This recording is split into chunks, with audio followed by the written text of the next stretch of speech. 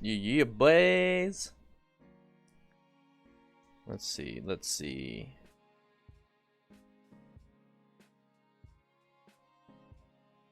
All right, let's see. Hopefully the audio and everything, it's a different mic today. Or not mic, different webcam today.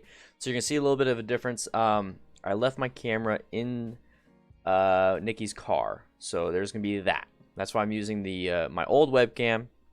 Not a big deal because we don't have to look at my face all the time. But first and foremost, this stream already got a freaking super chat. This stream already got a super chat yesterday from Aaron.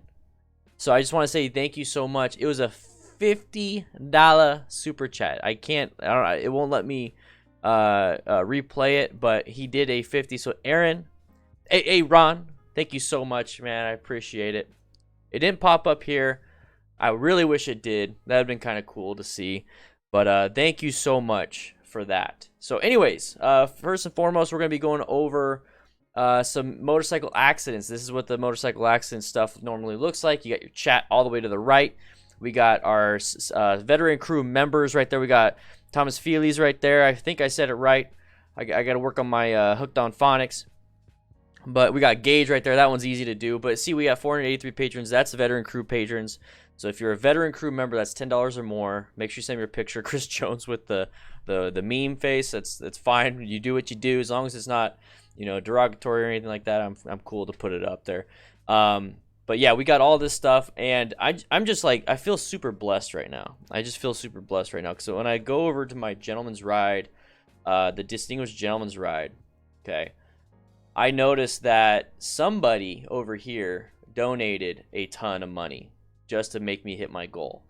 So what happened was I did a quick look, and it was Tom Burr. Yeah. Hey Dan, such a worthwhile cause. I want to make sure you reach your goal. Have fun on the ride and stay safe. So thank you so much. He pretty much did half of what I needed. So we hit the goal.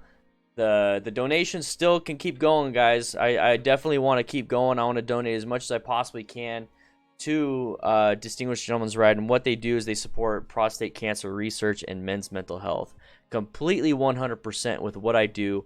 So the link is right there. The Gentleman's Ride. It's www.gentlemansride.com/rider/Dan the fireman. Super excited about that. I'm blown away. So I just sent him a DDFM crew patch. And I just got all the other stuff from the 50 episode giveaway. I sent it all out. I sent everything out. So thank you guys that have participated in the giveaway. It was a lot of fun. It was actually pretty easy to do. So it might be something I might do in the future. So guys, think about that. And now that we got this going a little bit, we got Mark in here, Cody G. We got Richard, low ride in. Tom, there you go. Tom, there it is, man. Thank you so much for the donation, dude. Thank you so much for the donation. I really I sent you a DDFM crew patch, man. I sent you a message on Patreon saying thank you for blessing me. I want to bless you, and I got you a patch. It's in the mailbox. It's going. It's gonna be there hopefully this week. If not, it's Monday. What's up, Maddie D? Reap, how you doing? Yeah, the Megusta face. Lene, how you doing? Scott De Leon. I love saying am I saying it right? De Leon? Like, or De Lion? I have fun saying it. I think he should definitely get a sticker or something for that big. Oh, he got a patch, bro. He got a patch. Dude, Tom, let's go back to my face. It's gonna be a little bit blurry because it's the webcam. Dude, you're getting a patch. It's in the mail. It's already there. It's in my mailbox. You're getting a patch and some stickers and a huge thank you, man. Thank you so much. And I know you didn't do that for that. I know, and I know you guys. I know my crew. I know you guys aren't donating to get something. You know, I know you guys are doing it for a good cause. You wanted to do it yourself, but the way I treat people is that if I'm being blessed, I want to bless back. And if it's not about blessing back. It's about like maybe even paying it forward. You know what I mean? I think more people in the world need to be doing that. All right, so boom. Am I saying it right? Awesome. Yeah. All right, so we're going to go ahead and jump into this, and we're going to go talk about some accident scene stuff. Remember, guys, roadguardians.org. Learn how to save a life in the United States. They have an online course that's actually really cool, and they talk about accident scene management, which is what to do when you see an accident. So Now that I got the Euro bros, how many here are from Europe? How many here have to take the CBT Module 1, Module 2, or whatever it is that you guys have to? I don't know. That's the thing, is I want to ask you guys, who here has to do something like that? Because I am like really gung-ho right now to do a complete CBT. I don't even know how it's called. Like, is it called the CBT? But like a complete Module 1 course. Like a full-on series on how to pass, or not even how to pass, but what is the Module 1 course, and then I would give you like the top 5 tips for that specific exercise. Is there something like that? What's up, Robert? How you doing, man? How you doing? Transplanted from Munich. Oh damn. So I want to like do a full-on thing. Like I want to do like an introduction. This is what to expect from the class. I'm not even going to talk about tips. I'm just going to say this is what it is. You know, the high-speed turn with a stop or whatever. And then it's going to be like episode talking about the U-turn, talking about the figure 8. Because don't you have to do like a U-turn into a figure 8 or something? Like I want to do the full thing for you guys. Because I know I have a lot of questions from you guys. And then on top of that, it helps out everybody when everybody knows how to do a U-turn. So, all right, let me know. Let me know if that's something you would like to see. Because you guys are my Eurobro squad. And when I say bro, I mean anybody. All right, guys, you ready? Let's go ahead and jump into it. Chevrons. I see chevrons. There's a chevron, and there's a car. All right. Not much to go off of on the after action. Or I mean, not after action, after the accident, because it cuts off. But I'm going to tell you right now. He's using a rock form. Or not using a rock. He's using a ram mount. He's not using a rock form. Got to use a rock form, everybody. A rock form motorcycle phone mount. He's using a ram mount. Come on now. Come on now. Code Dan25 for 25% off. Anyways, let's jump in and do this. Yeah, there we go. Cody G. Shadows. Tom Burr, you're already on it. I can't even. You know, guys. You know what? Do I even have to do these live streams? We got Tom Burr and we got Cody G already talking about what I'm going to talk about. We got the OG crew here. We got people that understand what's going on. Woo-wee. That is this thing right here. That is the brake reservoir. So it has all your brake fluid for the front brake right here. That's what that is. That's what that is. I have one on my bike. It's on my right side next to the front handbrake. But it's not a clear plastic. Mine's like a smoked plastic. But yeah, that's the brake fluid. All right. Must not have been paying attention, but it's kind of hard to see. So take a quick look at the top. So you got the car. This is a good following distance, guys. This is a good following distance. So braking and stopping distance was not an issue here. He had plenty of time. It's a urine sample, yeah. Plenty of time to stop if he wanted to. So we're going to take a quick look. So right here, the brakes, you can barely see the brakes happening, okay? The car has to stop like super quick because right here, what Tom Burr, the mustache YouTube member says, shadows. You can't see what's in the shadow. Your eyes right now are constricted because of the sunlight. When you get into darkness, they dilate, but it takes a while. So it takes a while for your eyes to dilate and get adjusted to nighttime or darkness. So when you're doing this, your line of sight is actually not very good. Your eyes are constricted. That's why this car had to brake like right when it got close to the shadow, because that's when they saw what was happening. So what was happening before this or after this car? Why this car stopped?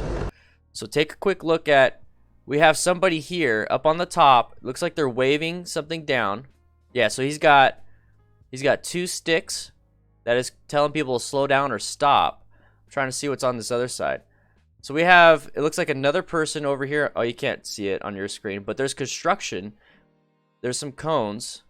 I'm going to see if I can move the display capture, because I have the top cut off so it could fit. There we go. I think I might leave it like that. All right. So you see these cones right here? There's some cones next to the car, so there's all this construction. Nobody saw it. Nobody saw it. So this van, this car didn't see it until right there. Car did not see it. Car did not see it. Yeah, it is a crappy location to direct traffic from. So the motorcyclist was looking this way. You see how the camera is shifted over here? So originally, I don't care about motor stars. So right now the camera, see it's how it's like in line. So right here, this is what he's looking at. He's kind of looking right here. He's looking where he's supposed to go. Then watch right here. See how he's looking this way now? See how the center of the camera is looking this way? Enjoying the view. It only takes that split second for you not paying attention. You just, you know, enjoying your ride, did a quick look. I do this all the time. But you also have to kind of keep an eye on with your peripheral what's happening. Last second, couldn't see anything. Going too fast for stopping now. His reaction time was to the point where he's not going to have enough I just see acceleration, not enough braking distance. So now this is the opportunity to swerve, but there's just like really nothing you could do, because if you swerve, you're going to hit this guy. If you swerve left, you don't have line of sight. You have no idea what's going around the left. So really, really pay attention, guys. This is one of those situations there's not much you could do about it. He was paying attention to the right now. See how the camera, so use the YouTube logo right here as like the point, the vertical line of where he's looking at. So right here. So if I pause it, the vertical line is right here. The YouTube logo right here. The vertical line is on the road. Vertical line is starting to look this way. Vertical line still kind of good. See how it's kind of like this barely to the bridge? Right here. Vertical line is still out, it's out here. You see how it's not on the road anymore? So that could have been his left hand getting hit. Oh, no, looks like it's just straight up. He went up. You see how much? You see how he went over? So this is the typical riding position with the GoPro. Typical riding position with the GoPro. See how you can see the dash. You can see this. You can see that. You can see everything. Basically, you can see the phone. The moment of impact. See where the camera position is now. So impact. How is he seeing the top? How is he seeing the headlights now? It's because he went up and over. He went up and over, and hopefully he didn't hit his head. But that's how much force is involved.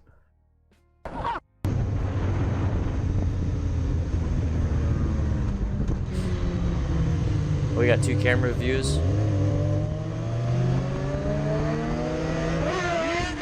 Oh, wheelies. Oh, looped it. Oh, no. Oh, no. No gear. What are you wearing, dude?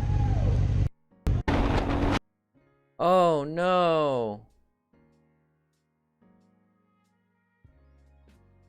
Oh, no.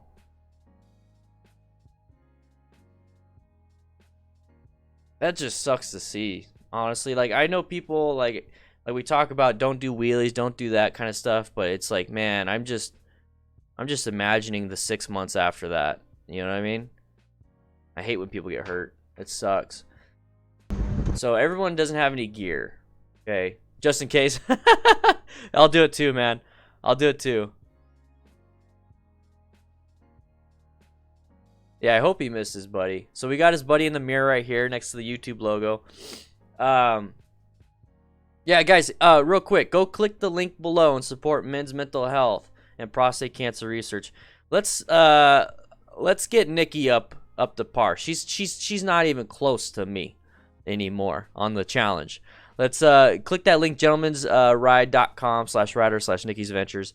Click that link, do a quick little donation. Remember, the money doesn't come to us. It goes straight to prostate cancer research and men's mental health. So the Movember Foundation is working with just the Distinguished Gentleman's Ride. There's some really cool things, guys. Check that link out. All right, so let's watch this again. So we got 2 camera angles. These guys don't have any gloves, no gear. So I'm looking at this top one because I want to see what the guy with the red is wearing. So shorts, short sleeve, shoes. Okay, so they're both wearing pretty much the same thing. Ah, sorry, Jack. You're up to $311. Yeah, Robert, dude, that's awesome, man. Good cause. It's all for a good cause. Okay, so lost balance on the wheelie. Went a little bit too crazy. You see how he's over here on the top right. I don't know how to do a wheelie, so I don't know how to diagnose this one. All I know is that he crashed. So let's take a look. So the impact is on the left hip. So your left iliac shoot. Somebody help me out with that. It's too early in the morning. I have half an energy drink. Too early in the morning with these Euro streams. Iliac crest. Iliac crest. There you go. So that's the part of your hip. So you got your hip like this. So everyone look at me on the tiny screen. You have your hip that looks like this. You ever see those things on those pictures of your pelvis? Iliac crests. These things that stick out. Right here. He's landing on it. He's landing on it. You could break those. You could break those. That's why they have hip armor. You know, your hip. He's going to have a hip problem. So he's going to hit. Now it's his shoulder. And here's the thing. Obviously with... see you later, Low Ride. Thank you so much for being here, man. His shirt is not going to offer any protection. His shorts are not going to offer any protection. So the moment of impact right here is the moment you start having road rash. So shoulder, head hit, arm went out. There's his arm right there. So now he has got road rash all up, down his arm on the very fleshy parts. So you can easily pinch the outside of your arm and it doesn't hurt so bad, right? Pinch the inside of your arm. That hurts. Your nerve endings aren't as deadened, and you quite possibly have more nerve endings on the underside of your arm than the outside of your arm. That's just the way it works. But this is how the guy landed with his arm out. So now the whole underside of his arm is just completely shredded. Okay. So you can see up here his leg on his screen, his leg starting to slide. So now we're going to transition. It's like, oh, we slid enough on that side. We slid enough on that side. Let's slide on this side now. No gear whatsoever. Could that mechanism of injury dislocate? Oh yeah, easily. This mechanism of injury, what he's talking about with mechanism of injury is what was the events leading up to the accident. Like, how bad was the vehicle? How bad was this? How bad was that? That way it gives you an idea of what type of injuries you'll have. So right here, this impact, boom. Easily enough force to dislocate your shoulder. Easily enough force to fracture your clavicle, which is your collarbone. You also have, the AC joint right here. So your AC joint, the acroclavicular joint right here. And then you also have the SC joint, sternoclavicular joint. So the whole clavicle sits in this triangular girdle, basically, the shoulder girdle, and you could shatter this right here, and that will cause your arm to just be, sorry, I hit the button, arm to be limp, and you're gonna have a lot of issues to where you could have massive injuries. And then once you get it nice and healed and you have it in a sling for like 6 to 8 weeks, you can get what's called a frozen shoulder. So your shoulder needs to move. So if you haven't sling for a very long time, you can get what's called frozen shoulder, to where now you need rehab just to get mobility in that arm. So we're talking many months. Many months. Good morning, Mark. How you doing? Shoulder, hip, skin. I wish there was some magical invention that would prevent injuries like this. Oh, wait. Exactly. Get some gear, everybody. Ooh. Completely oh yeah, it could completely Scorpius, exactly, completely shatter. James Bodyford, love your channel, bro. Been watching you for the last few months and helped me a lot. Been a new rider. Awesome. As long as I can help you and you're doing better, that's all I care about, guys. That's so awesome. I love it. Let me go ahead and go over here real quick. But yeah, take a look at his arm. Okay, so now we're gonna slide to the other side. Completely exposed skin. Even this part, basically what he's wearing, the only thing that's really protected is his head and his feet maybe. So the rest of his body is completely exposed. This shirt does not do anything. So now he's got damage to the right shoulder. At least road rash. So I don't know if he hit him. I don't think he did, because there was no crazy bump. So he's looking right here. He's still sliding. So the camera cut out, but you see right here, he's doing a quick look. He's doing this, like this. He's going like, what happened? That's what he's doing right there.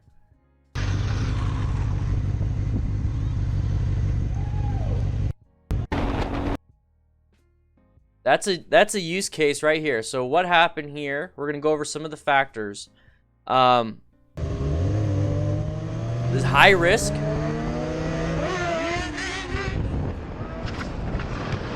Hit his head right there. Did you hear that? Here, I'm gonna keep my mouth shut. I want you guys to hear the quick little thud of when he hits his head when he rolls over. I'll keep my mouth shut. Let me turn up all this stuff so you guys can hear it.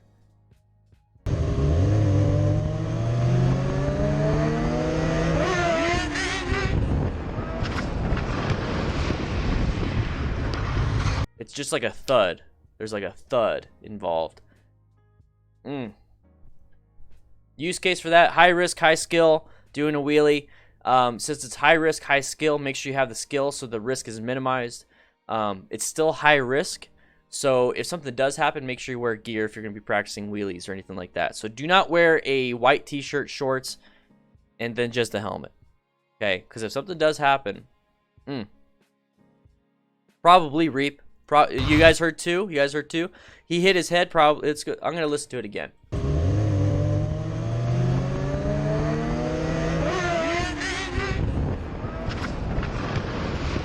Oh yeah, I heard the two. Right, it was a bounce right at the last second. Bounce. The Canadian crew hears it. That's 2 impacts to the skull. Your brain, guys, in a concussion. I know a lot of you guys understand what a brain does inside of the head. Okay, so it's not attached to the skull. So the skull is out here. The brain's kind of sitting in it, moving around inside the cerebral spinal fluid. Okay, so it's moving around. It's got its own suspension system, basically. Okay, when you have enough force, it's going to hit and bounce against the skull and then hit the other skull. He hit it twice, so it's probably 4 impacts. So it's the impact bouncing this way, and then it bounces this way, and then he hit it again, bounces back, and then bounces back. That can cause a lot of damage. It's not good. It's not good. It's coup contra coup. It's the medical term of it. But yeah, you can easily get a concussion, get a brain bleed, all that stuff. So he might be fine now. You actually hear him go like woo inside the tunnel. So let's listen to that.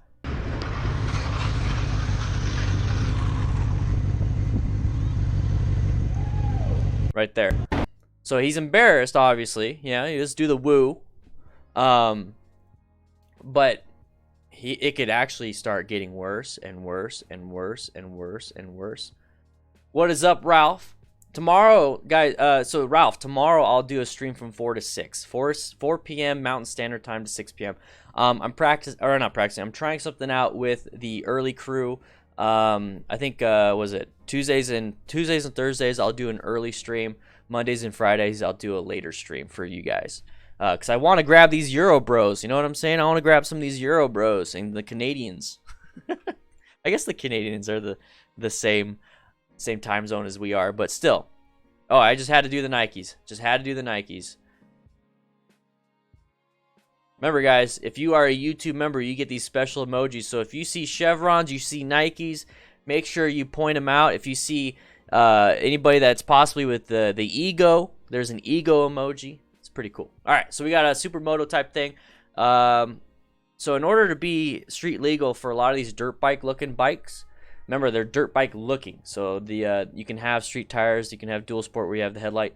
To make it street legal, you have to have a mirror in most states, and you have to have a headlight. And you also have to have brake lights and a few other, possibly a few other things.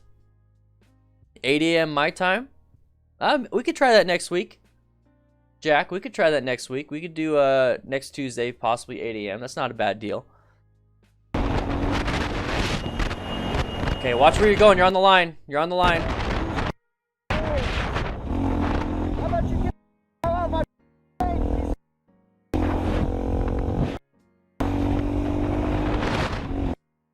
How far does this go?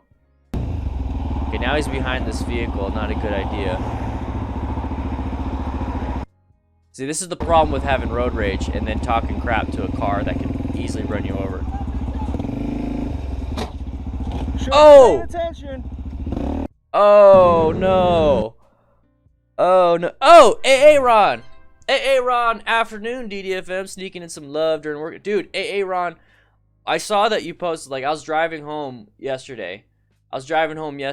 And I was like, I got a donation. I got a super chat. What the heck was that? And it was you, man. So thank you so much. Dude, it's awesome. That is awesome. That is awesome. What's up, Nicholas Branham? Dan. The fireman. No problem, Ralph. There's no rush. The best way to support the channel is to share your favorite video of mine. That's it. The one that you learn the most, share that video. Boom. That's the best way to support the channel.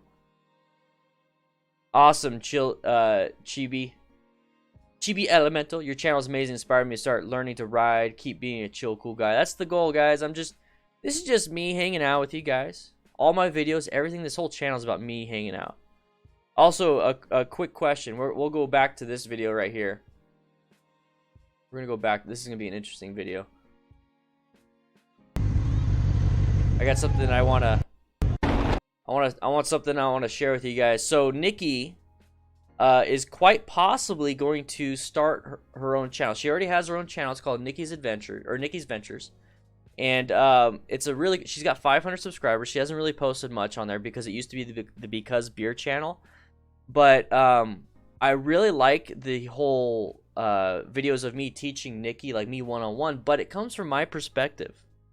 So what I was thinking, and what she was actually thinking, is that she's gonna start putting videos on her channel from the behind the scenes of me talking to her, and then on top of that, it's just her own stuff, like the things that she's going with. She'll be answering your guys' questions. Like on her Instagram, she gets a ton of questions, and it'd probably be easier just to make a video on it.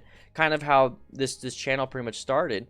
But what do you guys think about Nikki's Adventures, a YouTube channel where it's her stuff? It's her stuff. It's not me. So let me go ahead. Let me see if I can. Let me find it. Cause like it's all her stuff. She already has a few videos on it. She has her Because Beer videos on. 505 subscribers. She's got 11 videos.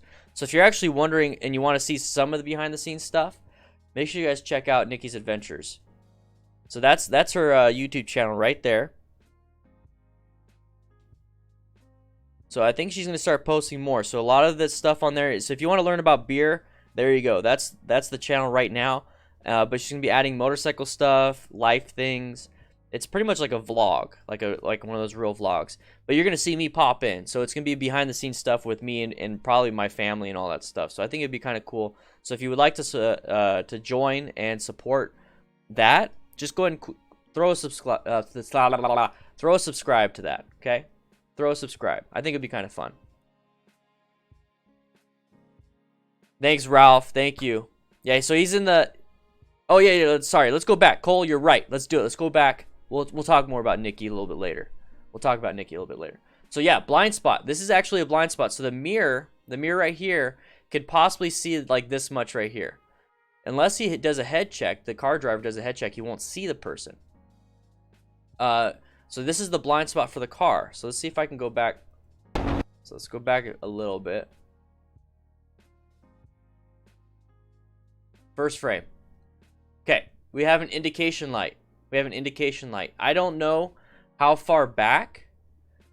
Aaron, boy, I need to make some new ones. Where it's the Dumb and Dumber, but I'm gonna make some new ones with me. You distracted me, Aaron. What are you doing, boy? Bear.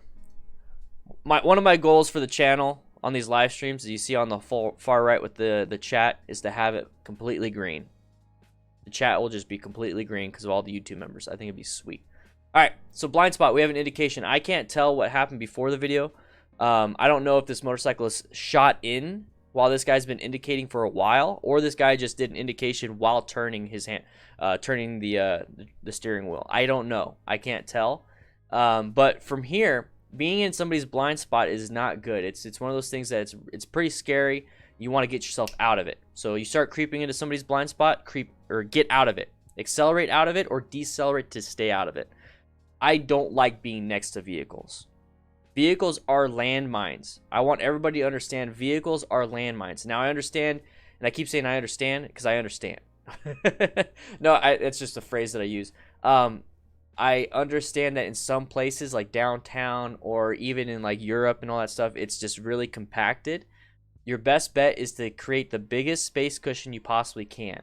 So right here, if you had to be up here side by side with this vehicle, let's say this vehicle wasn't turning into our lane, you're just side by side because that's kind of how you're stuck. You notice how you have this big lane right here. You have this turning lane.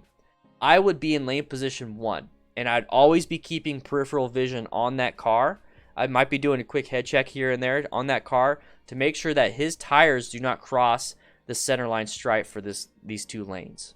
So you're going to see right here, this is what I mean. When the car tires cross, see how the car tire crossed this line? That is an indication that something is really about to happen. He's in lane position 1, good lane position. Good lane position. If he was up maybe 3 yards, a little bit more, just a little bit more, and he was in lane position 3, he would have been hit. So right here, lane position 1, good. He has good line of sight around these vehicles so he can see. And he's in lane position 1 just in case somebody wants to come into his lane, which is exactly what happened. So he was able to be away from it before having to do anything. So he never really moved out of lane position.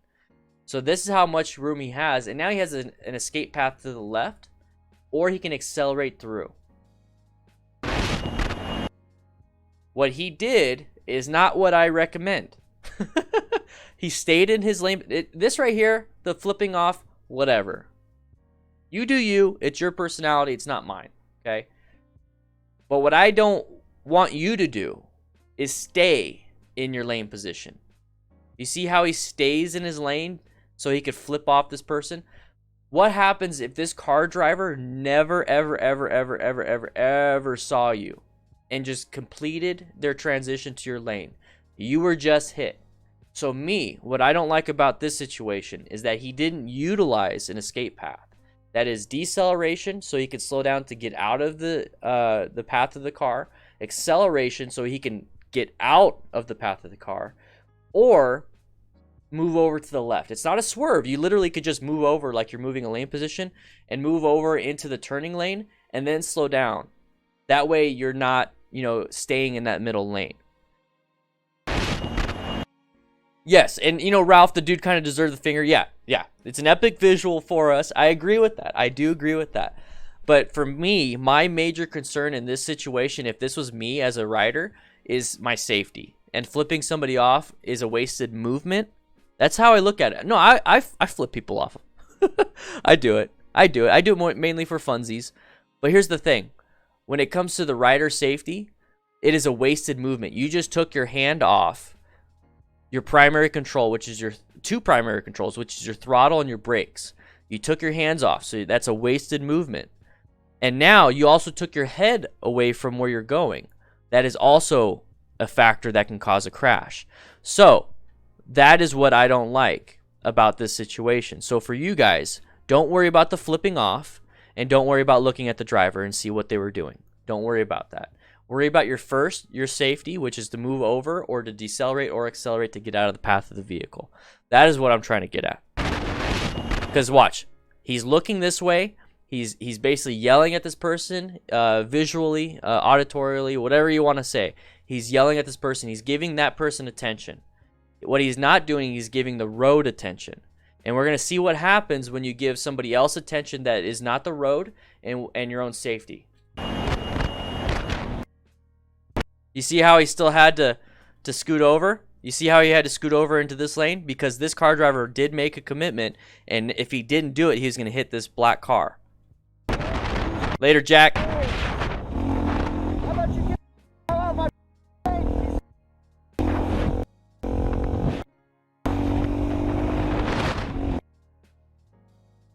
So another thing is, you could be riding and you cause a major incident, like you're cussing, you hit a mirror. Let's say you hit a mirror. I hate that mirror shit. Don't hit people's mirrors, guys. That is stupid. That's criminal damage. Do not do that. But here's the thing. You get to a red light, you're stuck. It's all fine and dandy when you run away after doing something stupid, but now you're stuck right next to the person. Now, they can get out of the car and beat the shit out of you if they wanted to, because here's the thing. Those helmets, you think having a helmet on your head is going to protect you? You think having a helmet on your head is going to protect you? You know how easy it is? You flip up your visor and they grab that front chin bar and they control you. They control you. They can move you around. Let's move this back. They can grab your front chin bar and then they can move you around. You ever see hockey?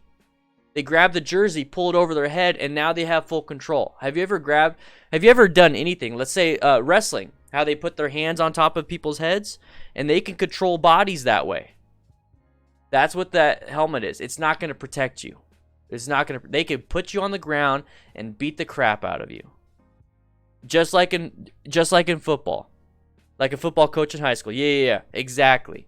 So this whole fighting thing, I don't get it. I don't understand it. It's not something I'm going to do. If I only time I'll do it is if I need to protect myself or a loved one or even somebody else. I'll do it for a stranger. But don't do that. Don't create your own situation. And then on top of that, they could just hit you with their car. Road rage, no place with motorcycles. Road rage has no place with motorcycles.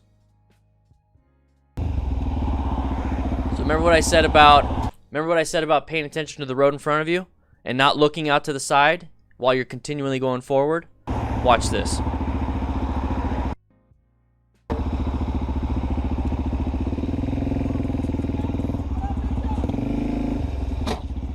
Should have been paying attention. That you could do that on a motorcycle. This dude looking back the whole time could have ran into somebody. And on a motorcycle, we all see these accidents where you run into somebody, you're going to have a lot of injuries. This person literally hit that car because they were yelling at each other. I almost think it's a 3-vehicle accident. Let me go back because I hear an impact. I want to say this person hit this person hit this person. You see how you hear that impact? Let's go back a little bit.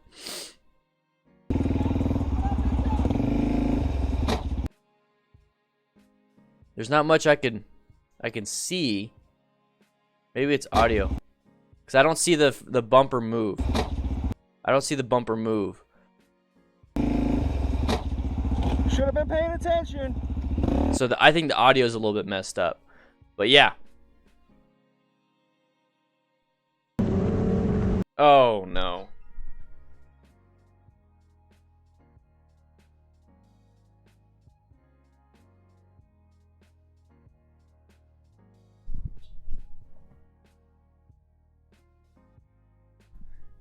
Oh my gosh. Oh my gosh, what's happening here, guys?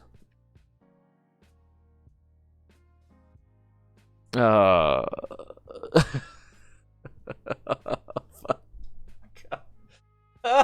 Oh my gosh. Oh, what's gonna happen? Oh. Yeah, exactly, piano. Where to start? Oh. No bueno. No bueno. Oh my gosh. Start doing F's in the chats, guys. Start doing F's. F's for respect. Or not, yeah.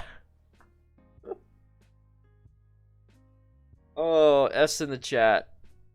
Oh my gosh. Oh, if you have the emoji from being a YouTube member, do a RIP, an RIP.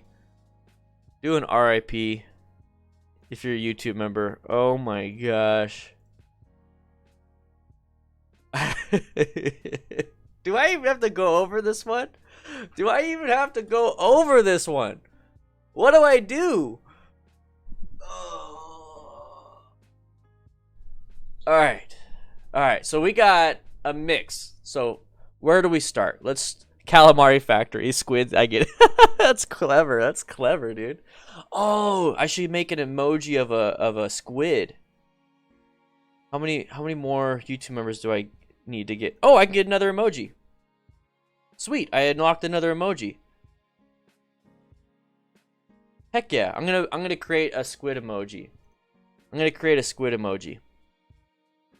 All right, so where do we start? First and foremost, we have passengers on the vehicles. during a wheelie. Okay, high skill, high risk. High skill, very high risk. Now you have 2 people.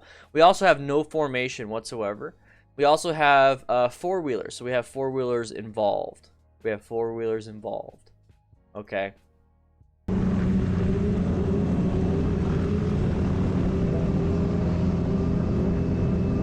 Oh. Stay on the bike, grab the bike. There. Oh no.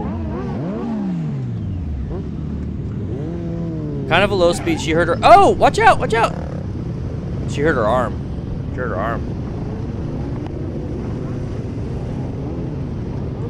You know, in a lot of these situations, I'll just watch. How much did we get? Wait. Okay. Let's watch the fall. So the drop. Right there. Went up and over.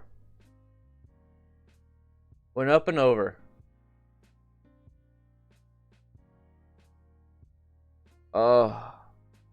I think this is a girlfriend. So I'm telling her to grab. Let's go back. Let's do it in half motion. Let's do it 75% speed. I'm telling her to grab it. Grab the handlebars. There it is. And it's a drop. So he fell. Lost his shoe. There's no shoe there anymore. Where does shoe go? The shoe right here. There is his shoe. And there he is. Another one. I should reap. That's a great idea. Welcome, Carved Freedom. Waiting for it to pop up on the screen. It's not popping up on the screen, but thank you so much, Carved Freedom. Boom. Welcome. Welcome to the DDFM crew, bro. It's right here. The impact, the fall. Leg. But you see how her leg is dragging and then it gets launched up? So she actually flipped really hard and hit that left shoulder really hard. I really want to know if her arm got caught and it caused her even more. And I say her because she's wearing like leggings and a tank top. It's pretty obvious. So she's underneath the bike for that right there. So she's underneath a very hot bike on a very hot road. Yeah, she starts guarding. Watch her grab her left arm and walk off. She's not paying attention to anyone because her main concern is my arm. So watch. I'm going to do an even slower motion so you guys can see. Watch right here. See how she's holding her hand? She's holding her arm. And she's like, I got to get off the road. Oh, got hit. So her damaged arm got hit again. So she's guarding. And here's what I was trying to say during the video is that usually during these rides, they only care about getting them back get on the bike and getting out of there. So that tells you these types of people. Okay, why would you want to get away from public safety, which is fire and police? Well, maybe you have a warrant, maybe you don't have your endorsement, maybe you're doing reckless driving, maybe, you know, all these different things. No insurance, something like that. So let's see.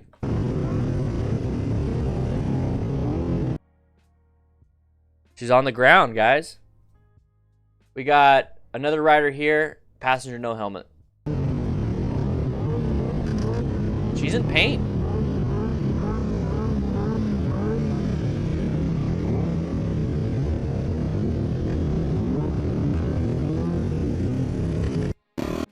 All right.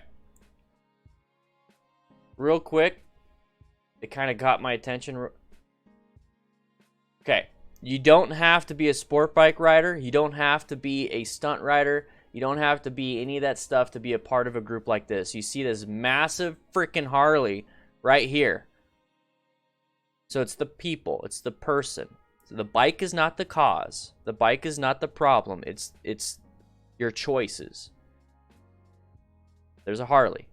A big-ass Harley. All right. So speaking of group rides, nice little segue. I will be in the Distinguished Gentleman's Ride. So right now we raised over my goal. Let's keep it going. Should I increase my goal? Let me know if I should increase my goal.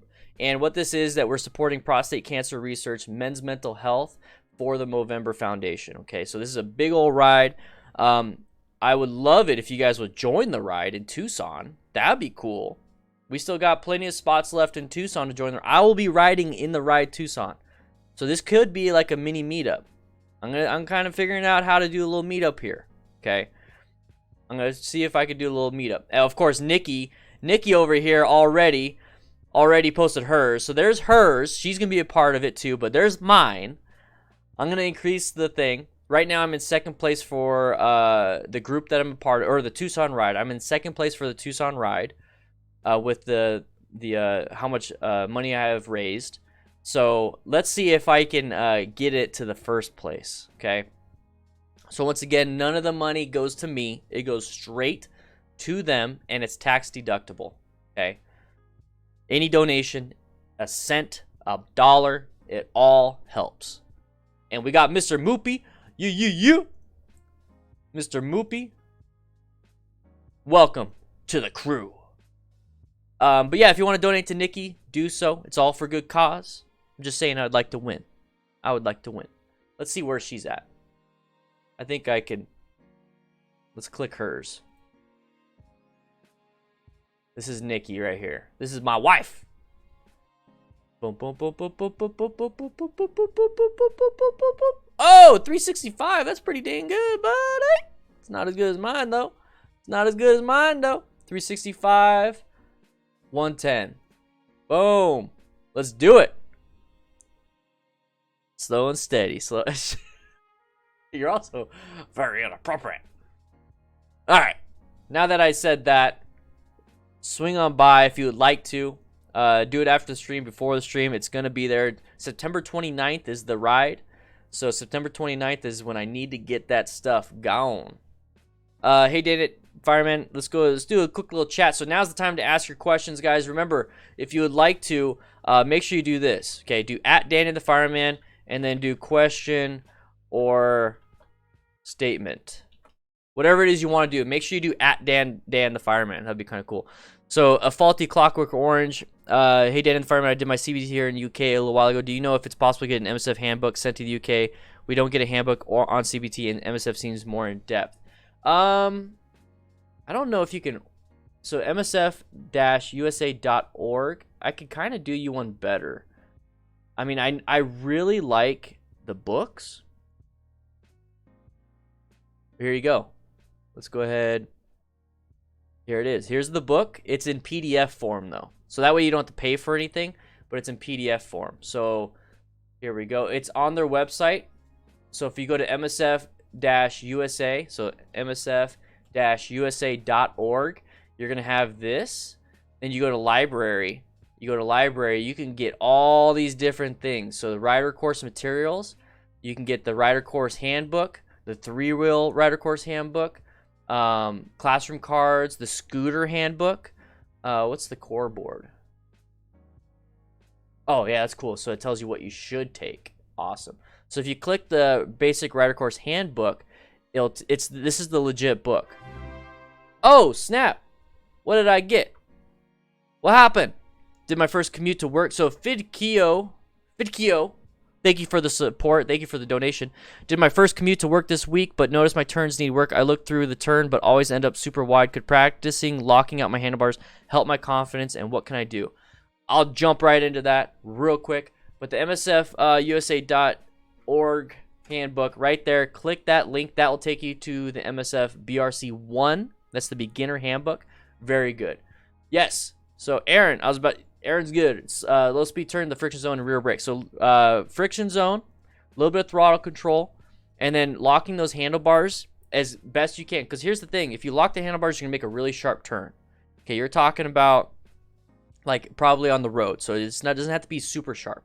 But the fact that you're moving it to the full limit means that you're going to get the best turning radius. So if you move it to the full limit, even if you move it off a little bit and you kind of go a little bit, you're still a lot sharper than you did. So if we go to the DDFM crew we got parking lot drills. So this is something you can definitely practice. So turn from a stop. So turning from a stop, how do you do it? And I have something here so that you can practice it. So this would be something that you could definitely practice, okay? I would love it if you went to this website and at least just get this picture where it says if no cones, you can use parking spaces and you can turn from a stop. But I have a video talking about it. Roughly 10 feet, so this is probably... Or... So I have a whole video talking about it, okay? So parking lot, turn from a stop. Here you go. Fitio. There it is. That's turn from a stop. Check that out. That gives a full explanation of everything. So yeah, this is the ebook right there. Very nice, very nice. Anytime what happened, I cringed. Dana, that was one video we watched. Yeah. You're welcome, Faulty. In the middle of a 50-mile-per-hour turn, if a deer runs, Jessica Parks asks, out what options do I have to try to avoid the deer? Usually I have a wide open road and I work overnight, so I can't avoid night riding. The best thing you could do is increase your headlight, or not increase your oh my gosh, it's too early. It's too early. Improve your headlight. Get an aftermarket headlight that's LED. It's a nice wide, so it pretty much increases like the full view of the nighttime. That way you have a better visual of what's happening ahead. But here's the thing with deer and animals, they run out randomly and they run out quick. There's not much you could do. So increase your visibility by getting a better headlight that really puts it out. I would say ride with high beams on at all times. Keep an eye out. If you see tall grass to your right, think that something could be coming out. If there's bushes and trees and tall grass, just always think that there's something in there. So scoot on over as much as you can. Give yourself that space cushion. And here's the thing: the moment people hit these deer, the moment people hit these animals, it's like they run out, boom, they got hit. Run out, boom, got hit. You never see the videos of it ran out and it's like, oh, it's a little bit ahead. Nobody cares about that. It's cool, it's a deer. So what you can do is if you have that space cushion, you have that visual acuity to where you can see over to the right. So you're moved over. You can see everything here. You have the nice headlight so that it's illuminating everything. You're moving over here. You have that constant check. And all it would take is a roll off on the throttle and a slight brake pressure, and that deer or that animal will get past you, and hopefully you won't hit it. The problem is there's just not a lot of things you could do when it comes to these animals because they're unpredictable. Cars are predictable. Pedestrians are predictable. Human behavior is predictable. Animal behavior is not predictable. Yeah, move yourself away from the edge from both sides. So middle of the road would probably be the best. The middle of the whole road would probably be the best. I don't have a lot of issues when it comes to that stuff. I don't ride at night, so I never really deal with that. But there's been a few times where a coyote has ran across the road in front of me.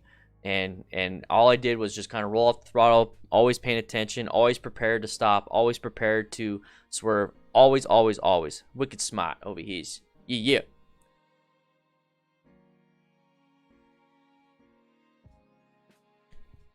Oh, sorry, Rashia. Sorry. Alright, this video is on a phone. He's holding it with a phone, with his hand.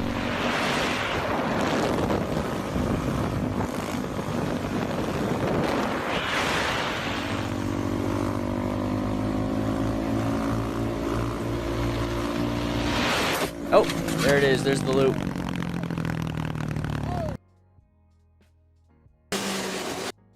Not much to say on that one. Don't loop your bike.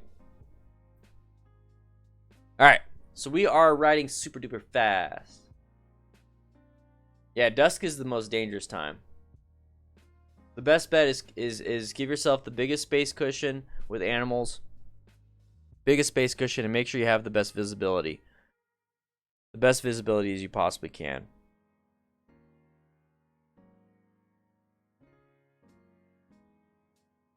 So right here we got a cornering situation here. You see how it's banked? See how it's banked? So this is actually really good for turning. This looks like a fun road to go crazy on. I just choose not to. That's a long turn. Oh.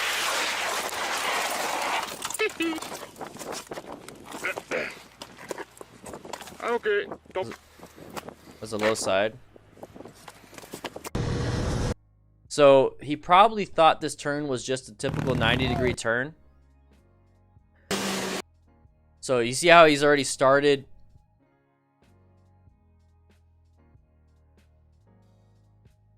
So he started here, he's in the middle. And he's going fast. He's trying to go fast. And it's just a lot of fun. But here's the thing, he hits the apex. The apex is the moment you're closest to the inside. Hits the apex super early. So now you got to maintain that inner that lane position 1 all the way around. So his line selection was actually not very good. He was going too fast. He was accelerating more and more and more throughout the whole thing. And this turn goes to like almost 180 degrees. So he hits the middle part when it's supposed to be like a 90 degrees. So if he did it right here, he was able to make it out. But the turn kept going. So now he's just going too fast. Bad line selection. His bike is super leaned over. Causes a low side. This is what happens when you go super fast in these mountain roads and you've never been there before.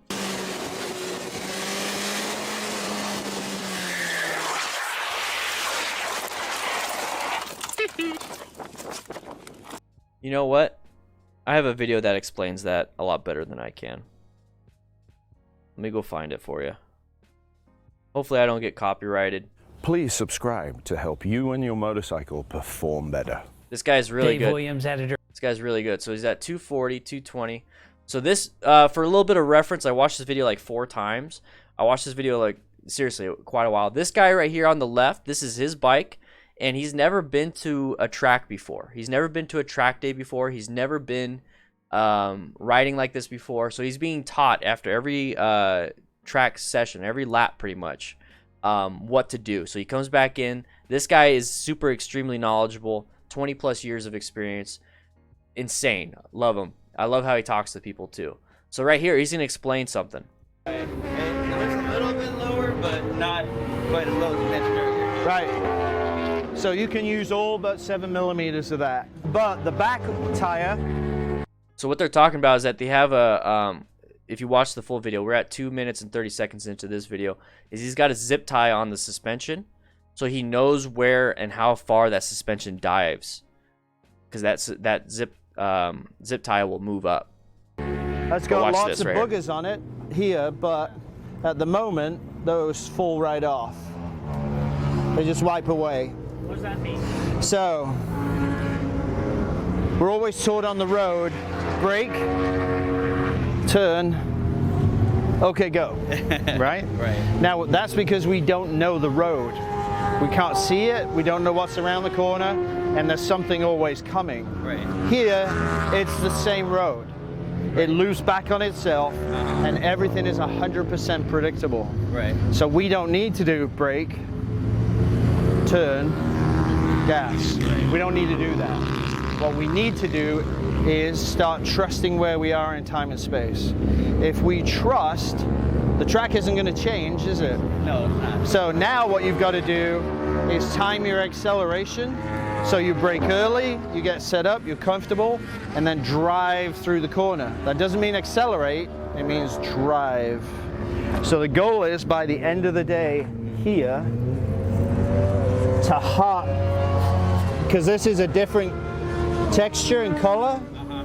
So this needs to go into the middle of the trip, about 2/3 down to there. Okay. So what that means is we change to brakes, gas, and turn, but hold it still. So it's a paradigm shift. So it's a paradigm shift going from the track, from the road to the track. That's what he's saying. So from the road, we need to slow, look, press, and roll. Okay, because we have oncoming traffic. We have an unpredictable road. We don't know what's happening. So we can't treat riding on the road just like riding on the track.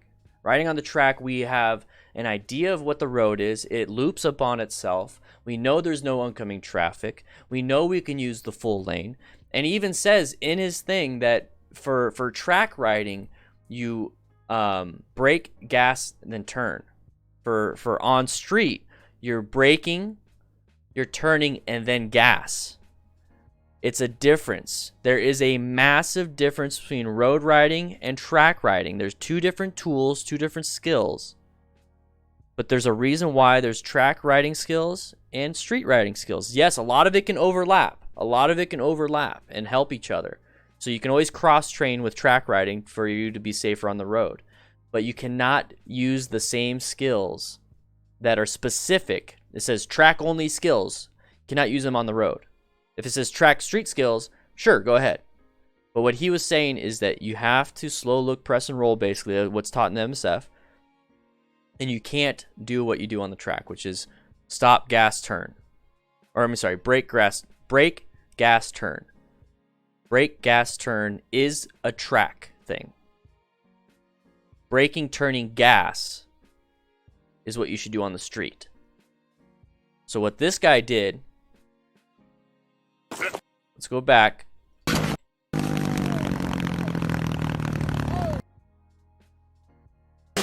I want you to tell me what this guy possibly could do with what you have, what you can see. Did he brake, gas, then turn, which is a track thing?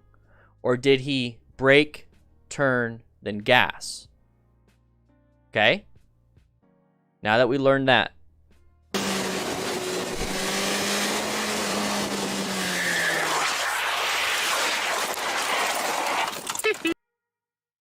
Let's watch it one more time. Brake, gas, turn is a track thing. Brake, turn, gas is a street thing.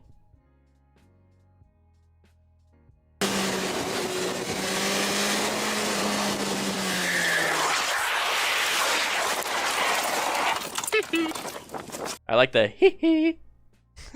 I like that. Brake, gas, turn. He was treating the road like it was a track. Oh yeah. Oh, it's early. I'm sore. I built a miter saw stand for the garage. I'm sore. I might share that on Instagram later. So he brake, gas, turned, which is a track thing. You know, it can work. It could definitely work on the road. It can work on the road. But there's a reason why we're braking, turning, and then gas. Okay, so what he was saying is it's not like, hey, we're braking and then we're just letting go of the gas and then we're turning and then we'll put our hand back on the gas. No. He even says you maintain it. So let's go back just a little bit on this one. So you guys, if I'm not an expert or if I'm not like super duper like comfortable with explaining from my own point of view about stuff like this, I will find somebody that will help me. And in turn, it means I'm sharing it with you. So at no point am I an expert on stuff. So you're going to hear him say that you maintain. You're not accelerating through the turn. You're maintaining speed. So you brake early, you get set up, you're comfortable, and then drive through the corner. Right here. That doesn't mean accelerate. It doesn't mean accelerate. You're driving through the corner because when you're turning, okay, when you're turning, you lose speed. You lose speed when you're turning. So you have to give it just a little bit of throttle to maintain your speed. Let's say you're going 35 and you enter the turn at 35 in the middle of the turn, and when you exit the turn, if you didn't move your wrist at all, you'll probably be going 32, 30, right? So what you have to do is you have to accelerate just a little bit to maintain that 35 miles per hour. And then when you exit the turn, if you keep your hand in that position like you're doing during the turn, you're going to probably start accelerating, 40 miles an hour, 42 miles an hour, all those things. So then you have to kind of roll off just a little bit. So we're going to go back to what he says right here. This is great information. I shared this on my YouTube comment or my post because I thought this was an amazing video. What you've got to do is time your acceleration. So you brake early, you get set up, you're comfortable, and then drive through the corner. That doesn't mean accelerate, it means drive. So the goal is by the end of the day here. Drive through the corner. It's a great term. I love it. Scorpius, the best way to negotiate a turn on the track is constant maximum speed, right? Constant speed.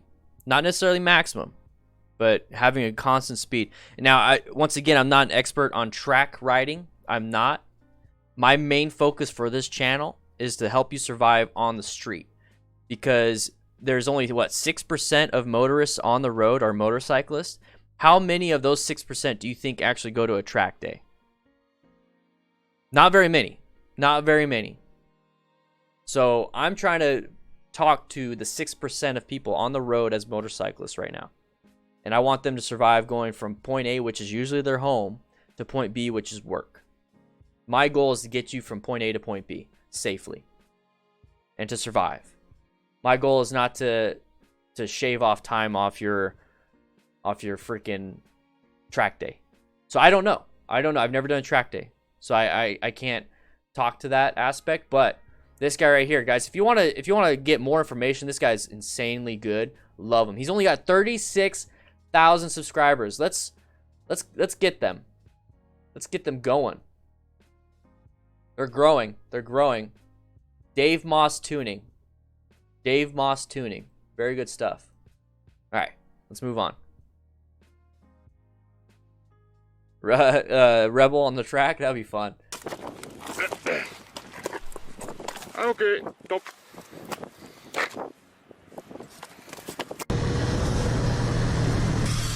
Oh no, oh no.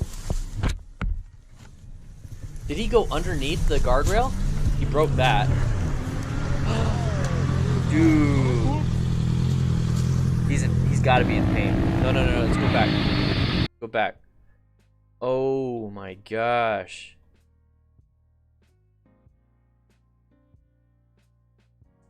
Yeah, the books that he recommends are good books. Yeah, they're good books. The Race Bible, Total Control is a great book. I have it.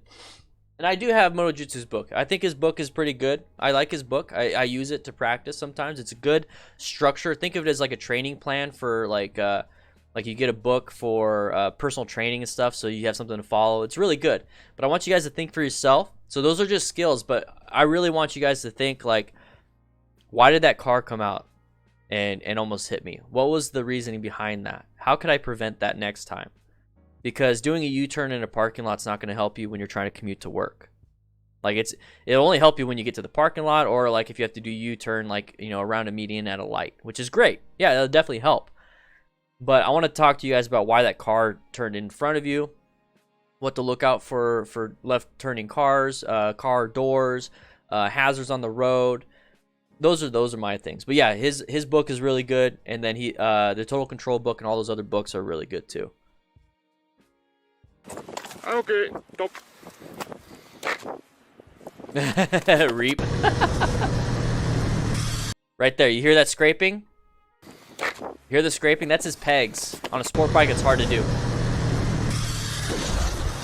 That's when he started low siding. So he went underneath.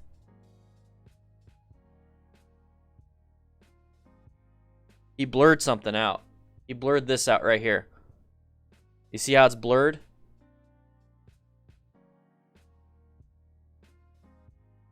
Oh, it's his license plate. So he blurred his license plate out. So this is edited. Oh my gosh. So his legs hit the pole. Yeah, so it's blurred out right here. His legs hit the pole. Flung him this way. See how he went flying this way? How he rotated? He rotated. I don't know if he left ground, but I know he went sliding. So he hit this sign. Yeah, he's wearing gear. He's wearing full gear. There's not much gear can do in terms of impact, like to the back of the legs, because there's no armor there. But it could definitely help out everywhere else. So the road rash portion of all this probably doesn't have any. Probably doesn't have any road rash. All he has now is sore muscles and hopefully not a broken bone. Oh, look at that. You guys see that? Look how much this is bent. Look at that. Look how bent that thing is. I don't know if the bike hit that and caused the bend, or his leg did. His body. Gotta watch out for that, guys. Gotta watch out.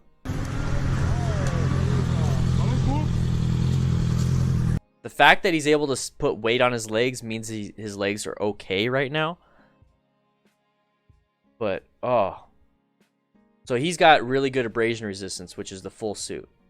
No, I don't think he's got any road rash, which is great.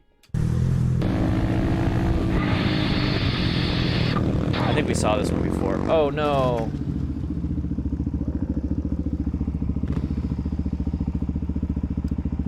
He broke his lever, or the bark buster. All right, so this one,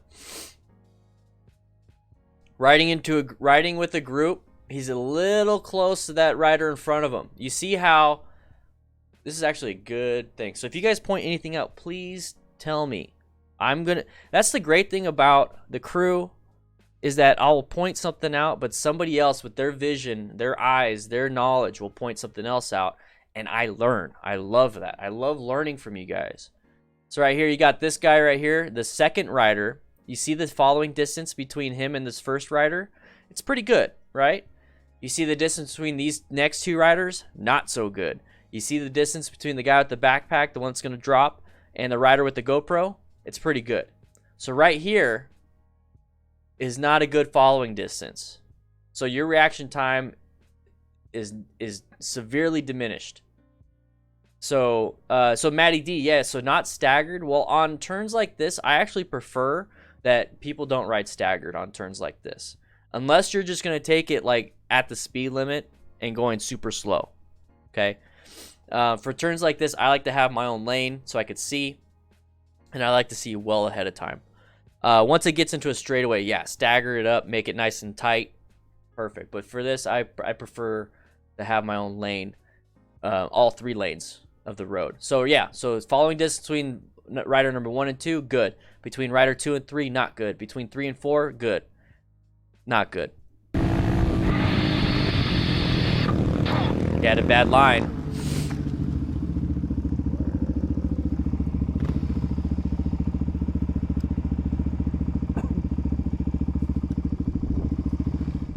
Exactly, Stacks. Alright, so 2:27 p.m. February 16, 2016. It's an older video. Let's watch it. So 72. What is that? I don't know if this is miles per hour. Excuse me. Miles per hour or kilometers. But based on the fact that it says February 16, then 2016, that's how Americans put their dates. It's usually, what, 16, and then the month, and then the year for everyone else. So this is probably 72 miles per hour. I love the puns, dude. Don't worry about it. Oh, no. I got distracted. You distract me. I think he went too fast in the turn. Look at... Oh, he's guarding. Oh, his airbag vest. He's got an airbag vest. No, can't believe I did that. There's the bag. There's the airbag. He's got a helite vest. I want to know more. He's got a helite vest. This is Moto Piki. Where are we at? 3:19, so we're pretty early. He's got an airbag vest. This is something... Ah, no! The channel doesn't exist!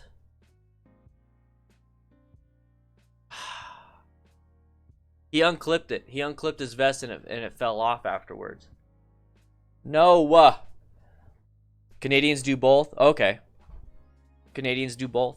So he could be Canadian. Oh, so guarding. So let's say I hurt my arm. So let's say like I crashed and I fell on my arm. Guarding is doing this. I'm holding my arm. I'm guarding my body. So let's say I also got hurt right here.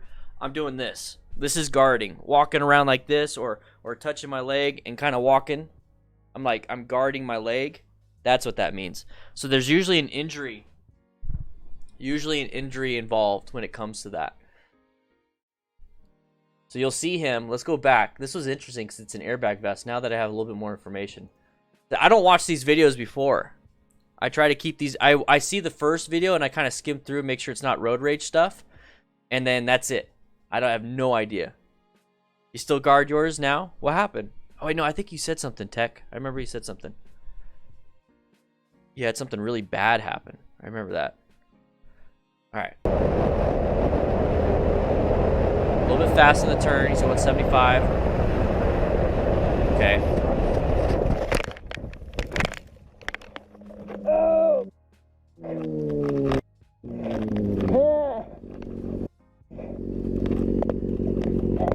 he unclips it, and it fell off. He just took it off. He took off his vest.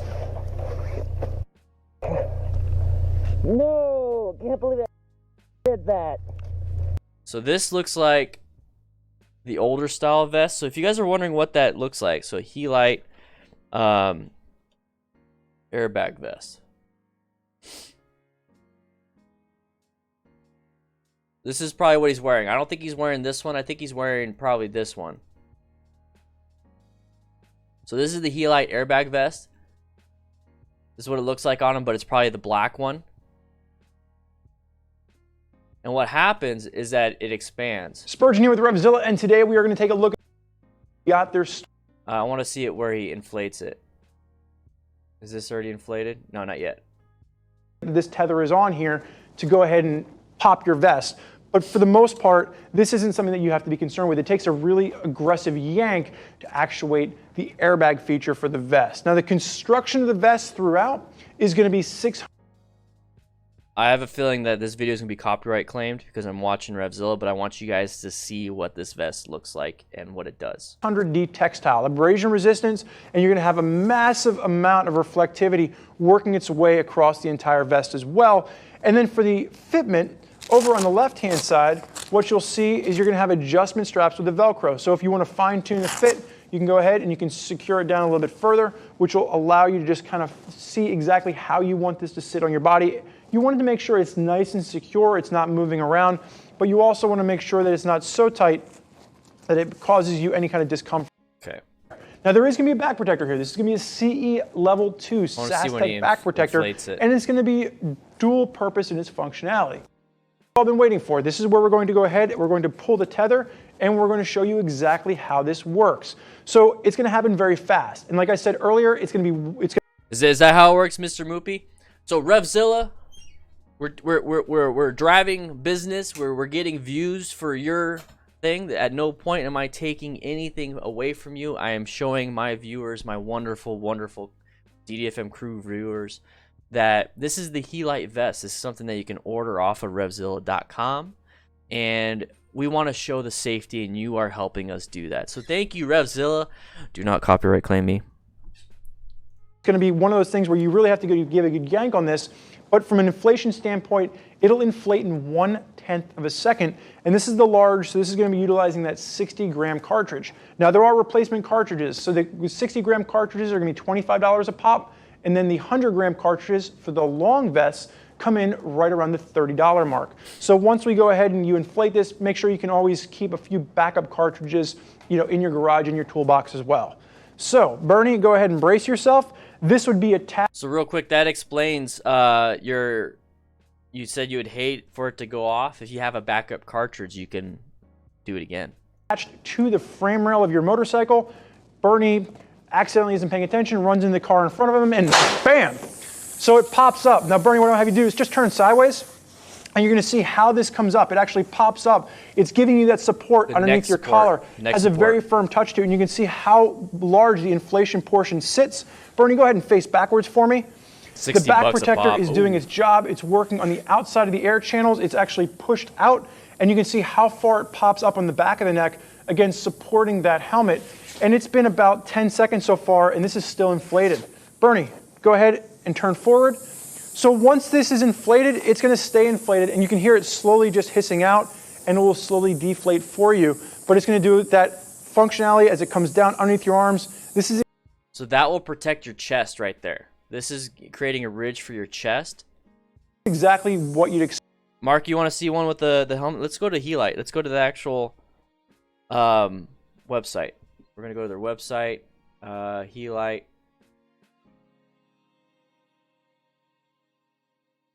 Motorcycle. Oh, they have stuff for bicycle stuff too. Interesting. Oh, they got one sec. They have airbag support for. Oh, they got a bunch of other stuff.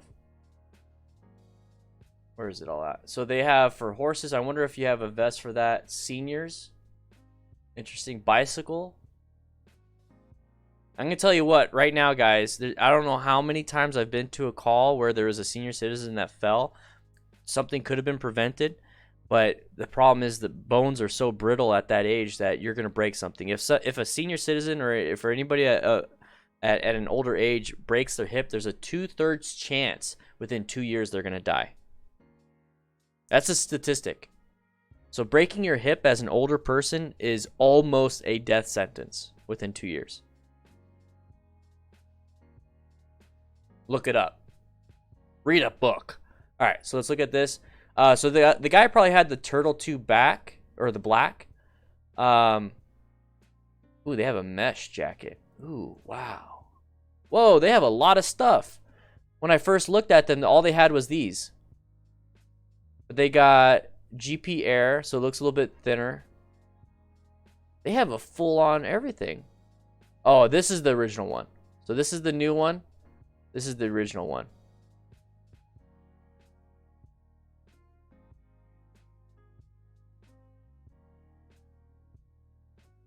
Is there any videos? I clicked on this one.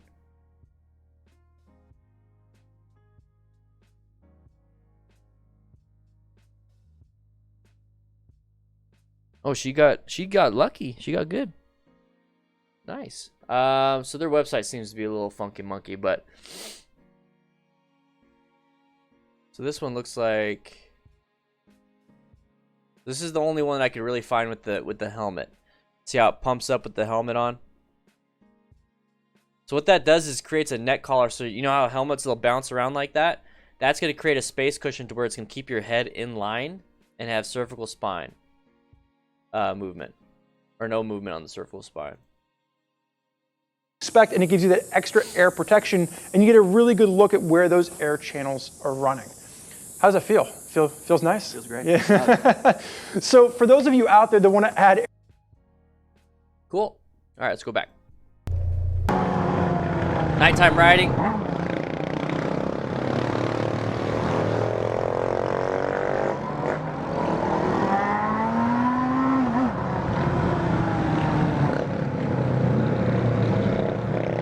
Probably, Tom. I'm actually going to look into it after this video. Serious, I'm going to look at it. It's going to be expensive, but I'm going to take a look at it. Oh!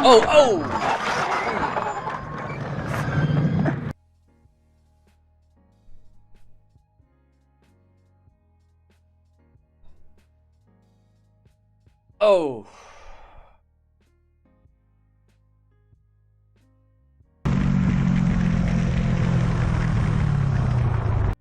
Well, that guy went off road.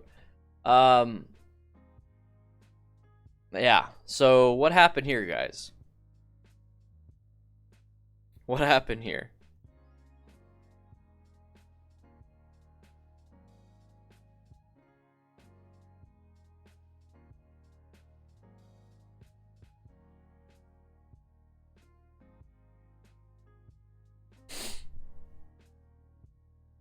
You want one? Riding too close. There's no formation. It's at night. No gear. People are just doing what they want to do. A collision like this was bound to happen. When people aren't paying attention in a group ride like this, people are going to hit each other. It's bound to happen.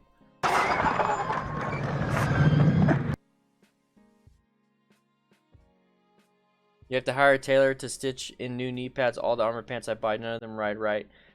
Do it, man. Yeah, we actually found some pants for Nikki that fit really well. I'm really excited about them. Check it out. Yeah, dude, I love your medical expertise on this. I love hearing medical talk. I love it. Oh, he sent it to them as a testimonial. Oh. It won't let you post?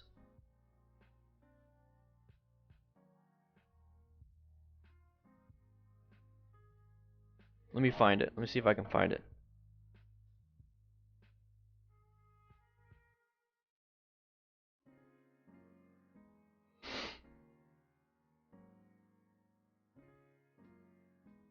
Okay, so there is the product testing videos. We'll go ahead and watch one.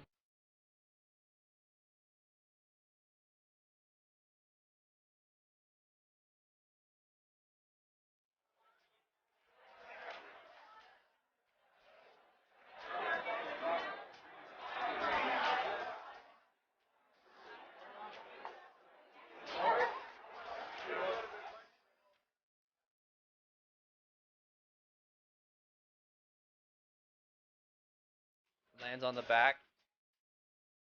His head. You see how it's protecting everything? It still hurts, but it's protecting your torso, which has all your organs.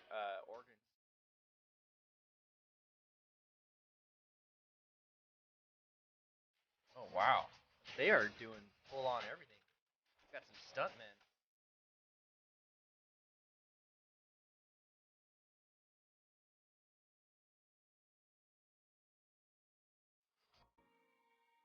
Very interesting.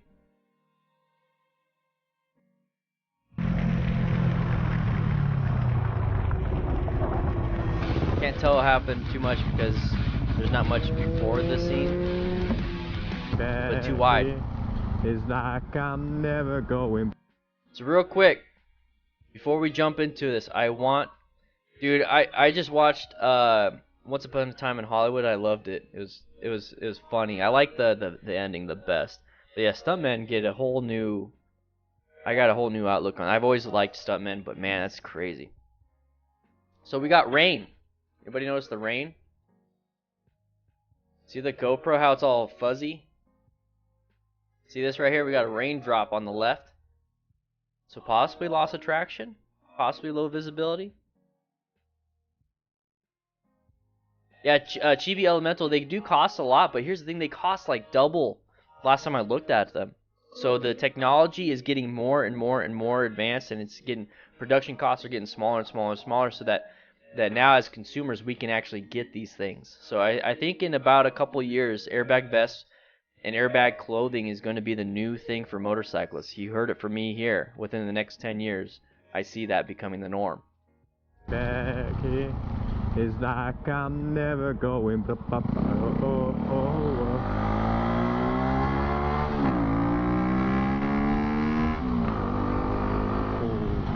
Somebody stopping.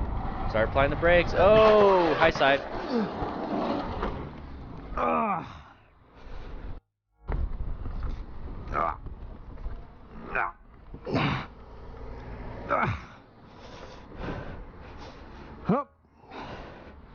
His phone stayed on.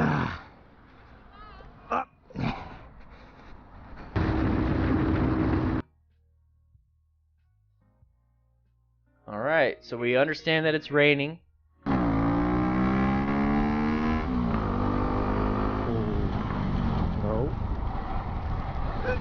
His rear tire starts sliding out. His rear tire slid out.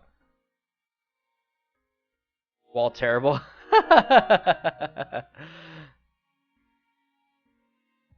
Exactly. Yeah, he was having a good time. It just rained and then too much rear brake and probably didn't pay attention and didn't see the car stopping, so it was more of a stomp, which caused the tire to lock up.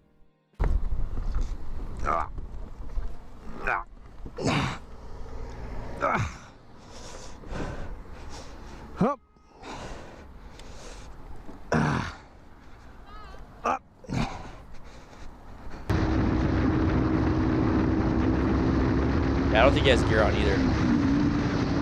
He's got a ram mount. You should get a rock form mount. 25% off. Code DanDan25. Oh no! Oh no! Oh, that's gotta be painful. All right, so watch this. Goes off the road. There's a ditch. Foot's not gonna do anything. Oh, got bucked up. Oh, his pelvis.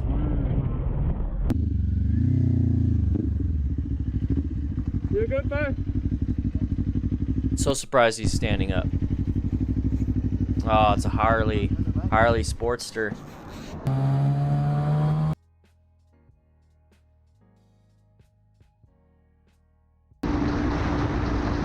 Yeah, exactly, Eric Jr.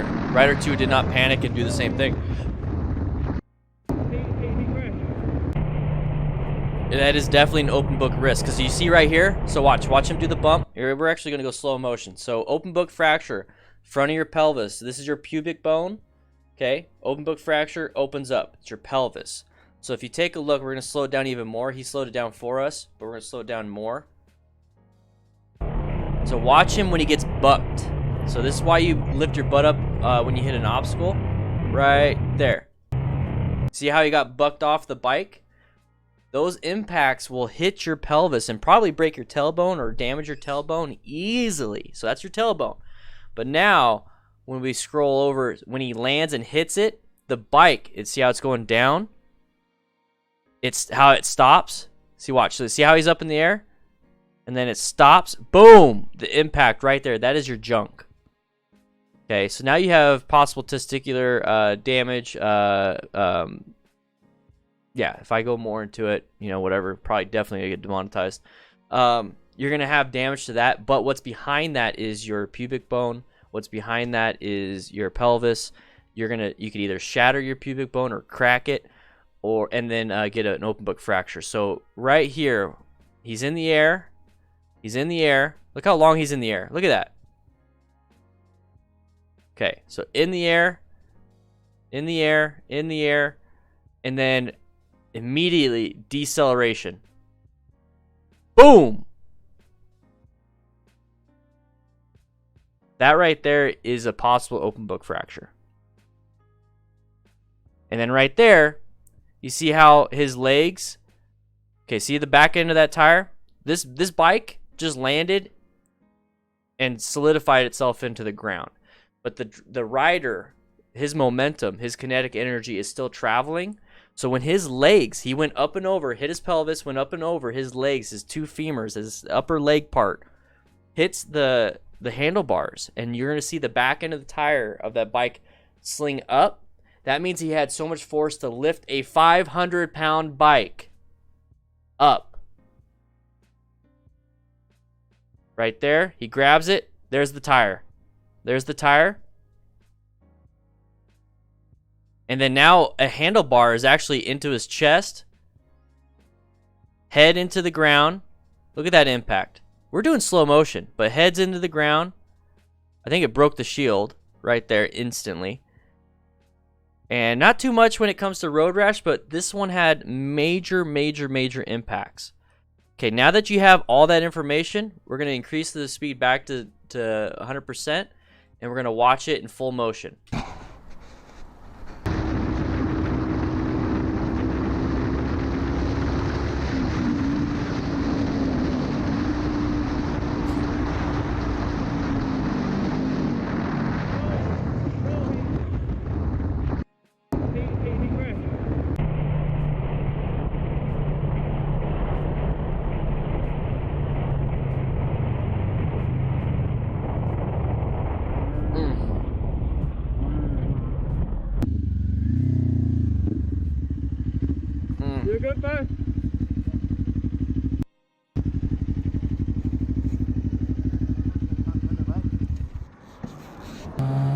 Now let's learn something that wasn't involved in the accident that I saw last second.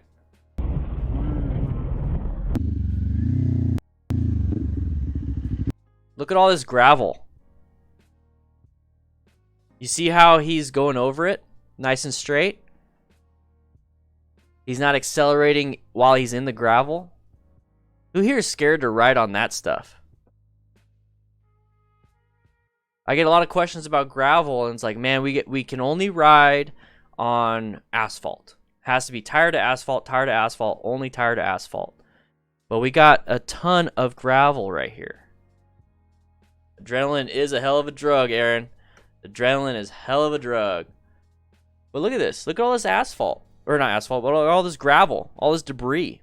Isn't it pretty scary to even touch that? He's going over it nice and straight. You see how the handlebars are perpendicular to the front tire? It means he's going straight over it. You good, man? Look at that. Look at that. Right here.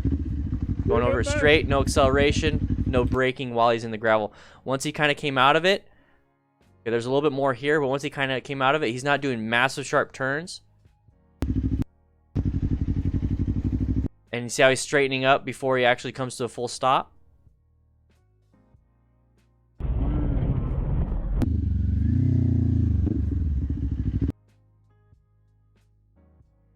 Why is there a ton of gravel right here, but not a lot right here? I think mostly cars that are coming out obviously are gonna, when they turn left, they go right here, they stop, and then they go left. The only time anybody rides on top of this or drives on top of this is when they're turning right into here. But maybe there's a massive rain that caused a lot of this. Yeah, sand is everywhere, Scorpius, out in the desert. Gravel driveway. You'll be okay, Maddie. Yeah, exactly. Exactly. Greetings from Bangkok from Rommel R12. Gravel's bad, okay. Yes, Scorpius, I agree with that. I don't mind gravel roads, but unexpected gravel on paved road is what freaks me out. Yes, so unexpected. So, like, imagine if you're turning right. Like, you're coming down. Let's see if I can pause it right here. So, you see how he's not even in the right side of the road? Was he? Was he in the right side of that? Oh, so he is on the right side of the road. Okay, sorry. So, left side.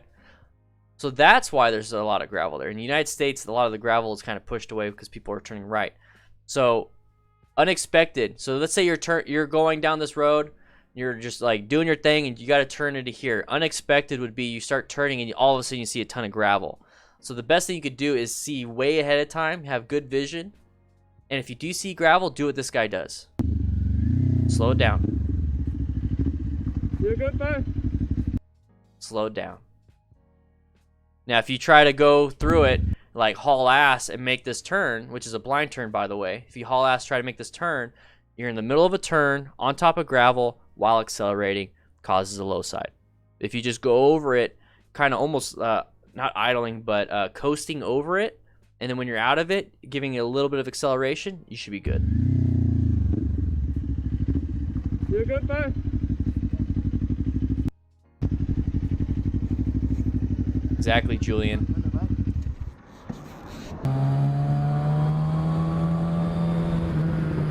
Construction, slow down, slow down, slow down. Oh, he tapped it though.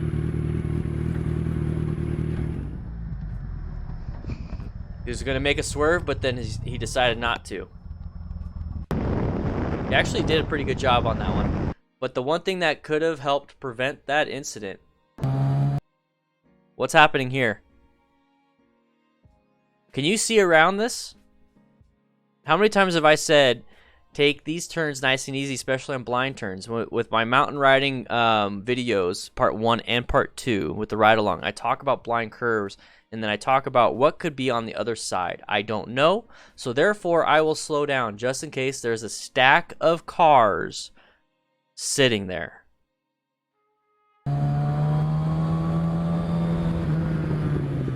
Stack of cars.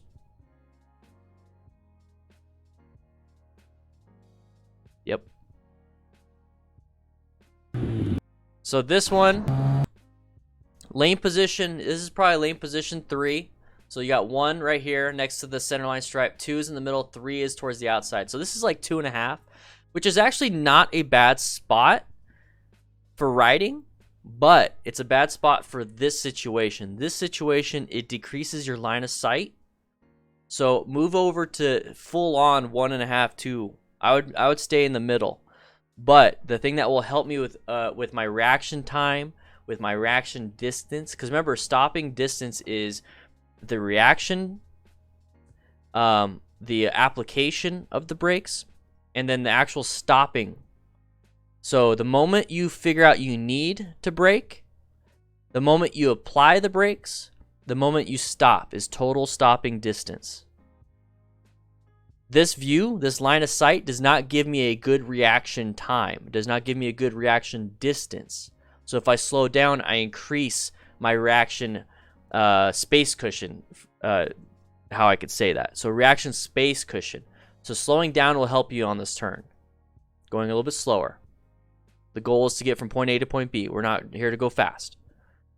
So when I go slower and then I see this, when I see that car and all of a sudden I feel like I'm catching up to him, I roll off the throttle and then I feel like I have to apply the brakes now because I see cars backing up. So I'm going to slow down even more, stand it up straight a little bit more, progressive pressure, and then stop. But he's going too fast for this. He's going too fast for it.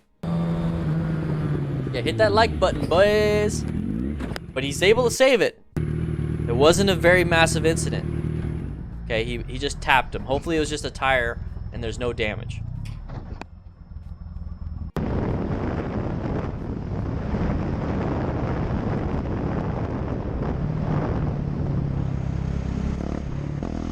wheelie.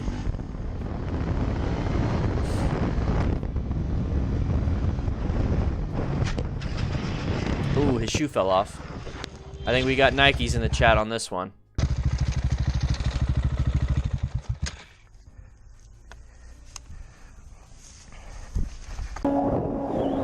High risk, high skill. Not much to say on that one. Yeah, so Ruben, not like the sandwich, was going to serve until he saw the car coming in opposite direction. That's a good observation. So that means his reaction time is actually really good. His seeing, he sees the hazard, and then he executes something. He evaluates and executes something very quick. So he's a pretty high skill rider. So yeah, that's probably why he saved it, because his skill level is super high for what he's doing. High speed on ramp, a little too far, low side. Looks like they're wearing full gear, so they should be fine. But there's gonna be a lot of damage involved. That guy almost hit the bike. Bike is damaged. I don't see any sliders. Not much you're gonna do with that, man. Oh. Let's swan. Let's see how this goes. Search, evaluate, execute. Exactly. Oh, light changes, light changes. Ah, shadows got me.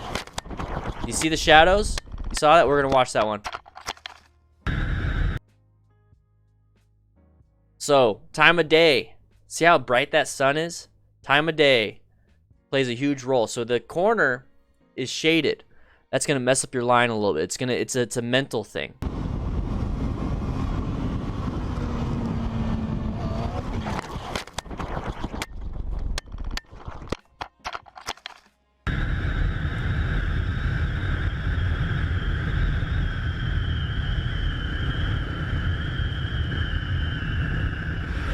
What are you looking at? Okay. Whew. I thought he went out of his lane on accident, but he's doing this on purpose. Oh, I think he hit something. I think he hit an oil patch. There you go, side stand down. Let's see. I thought that I saw something dark on the road, right where it happened.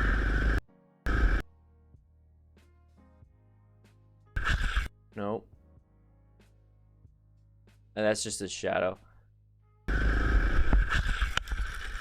Just could have been something slippery. Gotta watch out for it.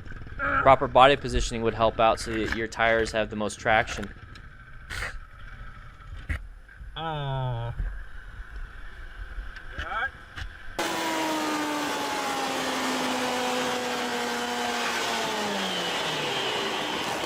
Can't tell. Oh, those things are not soft. Those things are pretty rough.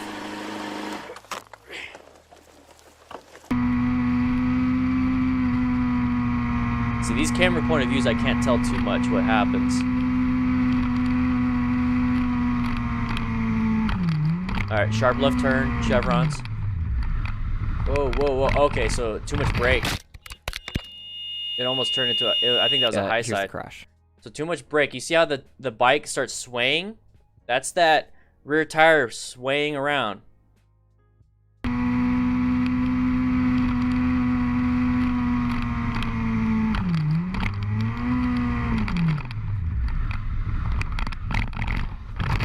See, that's that swaying. That swaying is that rear tire fishtailing. It's fishtailing. We're gonna go, and I'll answer your question, Scorpius, on the decreasing radius. So you'll see him start swaying. So he's applying a lot of brake pressure right here. You see the sway? And then it's going to grab traction last second, and that's why it falls over the opposite way. Because typically with the low side, it falls in towards the turn. This one fell in, or fell out. So that was a high side. All right. So decreasing radius. Let me go ahead and get a picture of one so we can get everybody. We're going to do a little Dan the Fireman classroom session right now. Everyone's in session. Make sure you sign in. Okay, go ahead and find your seats. Let's go ahead and find a decreasing radius turn. Let's get a picture of it so I can go ahead and do some stuff. All right, this is actually a really good picture. This shows you how to negotiate a decreasing radius corner. Let me go ahead. Everybody got their seat? Everybody got their seat? Everyone got their seat? Okay. Boom, we are here. Go ahead and maximize that.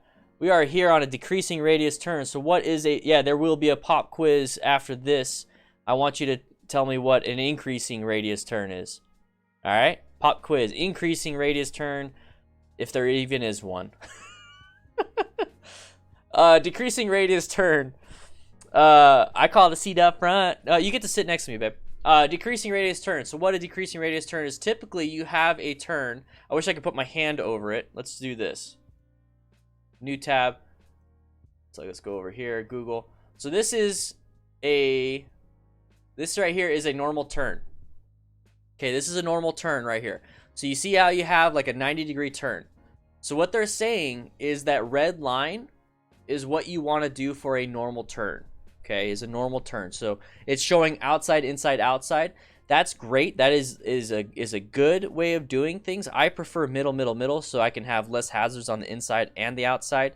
I'm not here for speed. I'm here to survive. So I think middle is probably the best thing. It's always helped me, and it's what a lot of instructors say. But outside, inside, outside is what the red is. So that is for a, let's go move over a little bit. So there we go.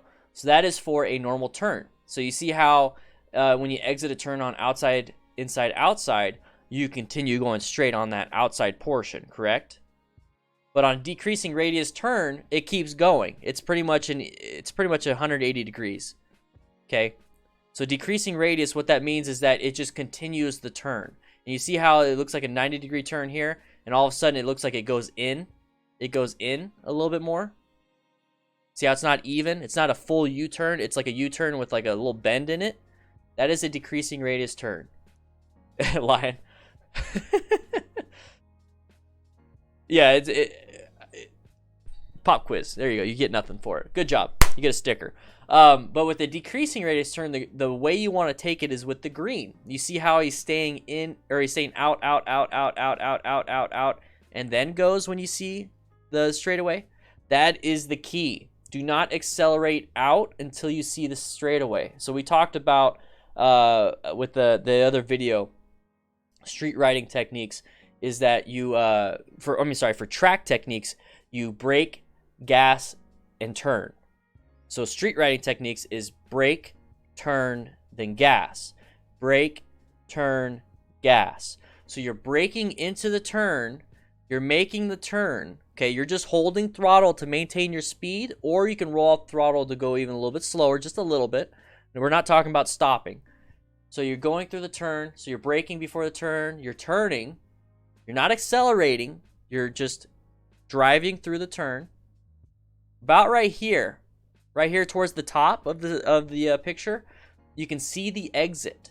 When you see the exit, you can accelerate out. A switchback is a little different. We'll talk about that right after that. It's a little bit different. But the reason why the red, outside, inside, outside is okay for a 90-degree turn, like I said, a 90-degree turn. One sec, let me get that. 90-degree turn is that. So that is fine on a 90-degree turn, the red.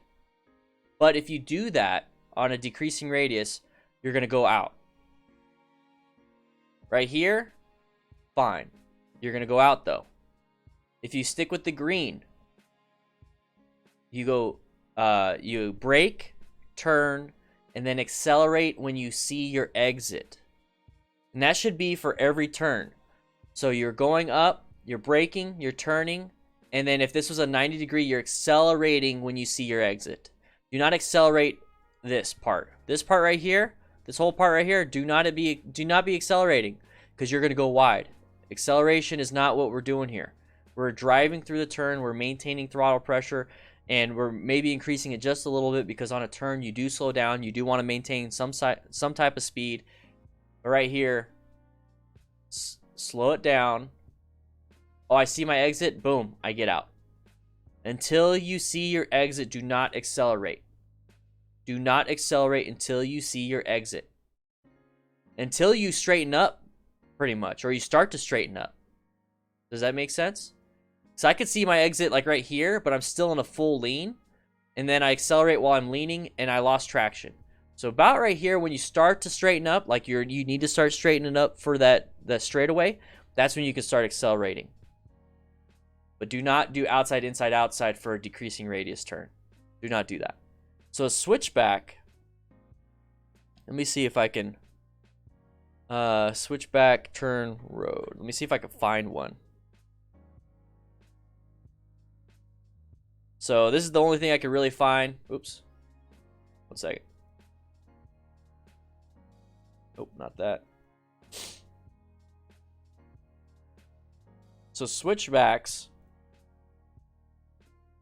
Dang it, wrong screen. So this is kind of like what a switchback is. Okay, this is something you hardly ever see on a sign, but that gives you an idea of what a switchback is. Okay, so you do a decreasing radius or like a U-turn type turn, and then it immediately switchbacks to go on the opposite way. So the typical signs you see for that one, let me see if I can find one. So with this one, you're going to do the same thing. You're going to do the same thing. You're going to go into the turn just like that. So you're going to go along the outside and accelerate when you get to the straightaway. But then you also have to do it again. You have to slow down. You have to slow down and then do it again the opposite way. So let me find another sign that there's going to be a lot of stuff that we typically see. And it's one that I recommend doing the same technique. Let me go ahead and find it. I have it on my... You know what? I have it on my computer because I use it in my videos. Let me find it real quick. I have it in a folder. And... Where are you at? There we go. So this is one you typically see. Okay, so a switchback, this is one you typically see. So you could do almost outside, inside, outside. And then you have to get back, because if you do outside, inside, outside, you're up here in the middle of the lane. But now you got to set yourself up for another outside, inside, outside. So this situation, I just take it nice and easy. Middle, middle, middle. Just remember on a switchback or any type of roads that are curvy, you have to set up for the next turn as soon as possible.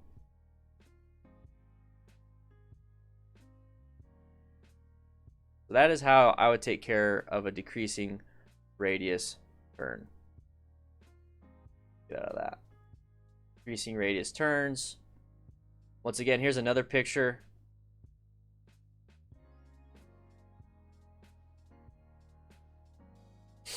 So your instinctual line is to do this, but then you go wide. Your ideal line is to go wide, and then when you see, you go. A lot of people do they go to the inside. This is the double apex. They go to the inside. Then they have to go super straight and wide and then do a really sharp turn. And then they hit another apex right here and they go. The apex is just when you're closest to the inside of the curve.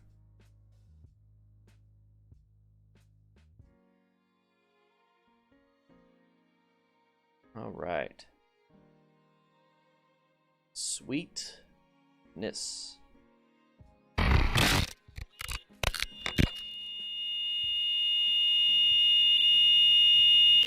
Here's the crash. So let's go back. Full speed. Tom Zone, you're welcome. Just got back from parking lot. How'd it go, man? How'd it go?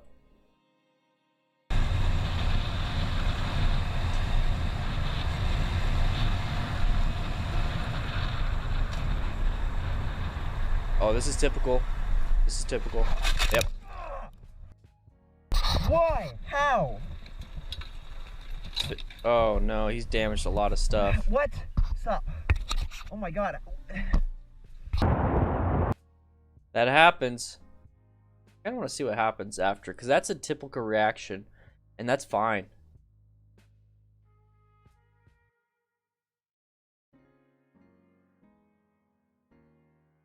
I crashed my bike again. Right. Oh yeah, I forgot the pop quiz. You guys did so well. You know what, guys?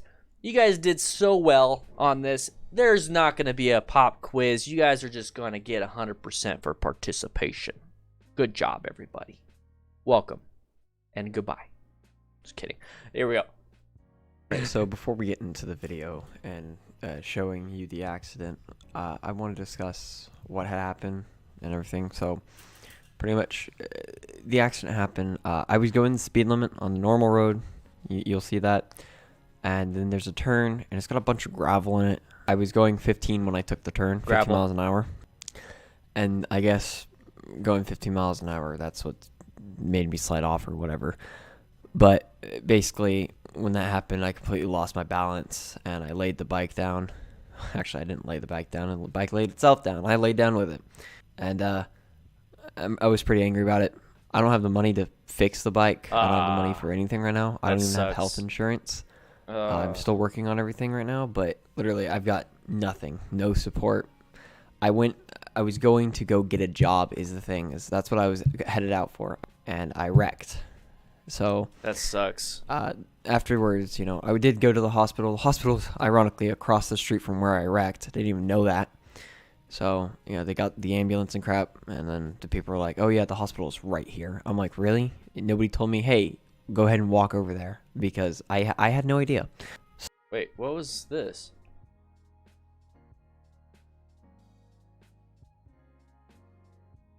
Oh, he's leaving the hospital.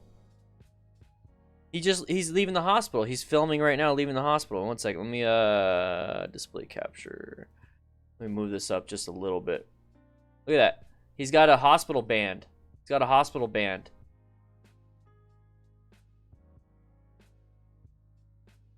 Wow. I had no idea. So now, wait, it showed his hey, leg. Look at that. That's an injury right there. Oh, Matthew LaRoe. Waiting for it to pop up, dude. Thank you so much for becoming a YouTube member. I don't know why I did that. Go ahead and walk over there, because I had no idea. So now I've got to find a way to get health insurance so that way I can pay off the bills, because it's going to be really expensive. Oh, that and sucks. I still don't have a job. However, after I came out of the hospital, I did go get I did go to the place I was going to go get a job, even after the wreck. I'm good for him. Fine. A bit of scrapes and bruises, maybe a bruised bone.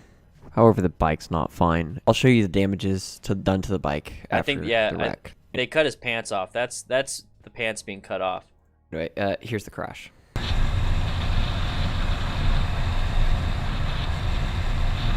He's checking his phone. Just fine.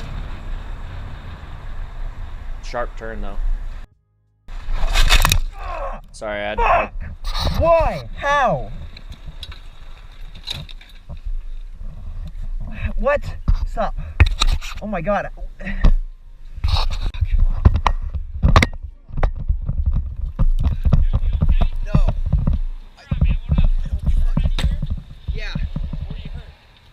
This area here, and then the bone structure right here is crushing. Okay, you want us to call? Should we call the police or something, or ambulance? You need an ambulance? Yeah, I feel bad for him. He says, "I'm fine in this part. I'm just pissed at the money aspect."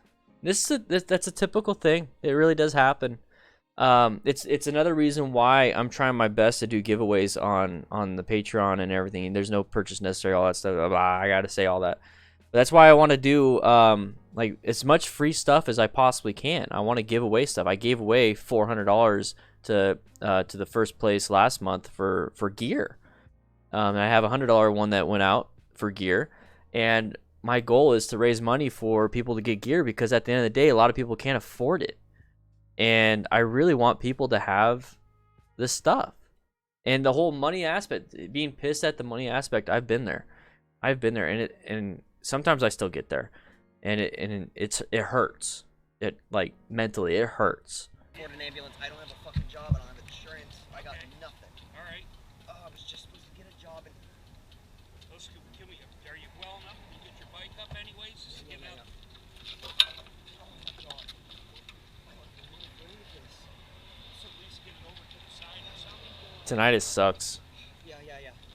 Thank you so much. So you won't get. I don't want to use up his whole video for it, but I just want to go over the accident real quick. It's not fine. Okay. This is kind of like a blind turn. Okay, we're gonna go back and forth, back and forth, back and forth, so I can show you the typical situation where you do find gravel. Okay, this is a storm. I mean, it's a curb, but it's for water runoff. Okay, this is elevated right here. This parking lot is elevated, so all the water runoff is gonna go towards the street. So the water runoff is gonna go towards the street, which will carry debris. Okay, it's gonna carry debris. And that's what you see right here. You're going to have a lot of debris in this little corner aspect. So whenever you go into a parking lot, this is what you want to look out for. This little corner aspect right here where the water runoff will take debris, which will take gravel. When the water evaporates, it's going to leave the sand. It's going to leave the rock. So if we look at how he entered the... See right here, you can even see it too right here. On this side, so there's a storm drain. This is exactly what I'm talking about. Water is going to run off this side into the storm drain, which is going to leave a lot of debris towards the corners right here. So you want to take these turns nice and wide, especially if you see the gravel.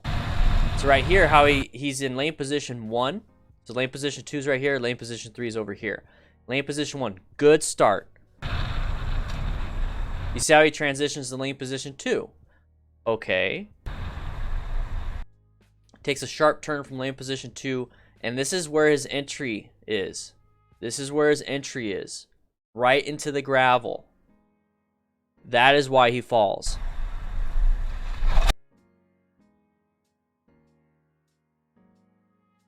Right into the gravel. See all this gravel and debris on the corners?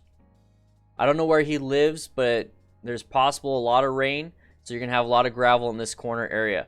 This looks like it's just an entrance. Let's see if there's like an exit portion. Okay, so this is the entrance. This is the exit on this side.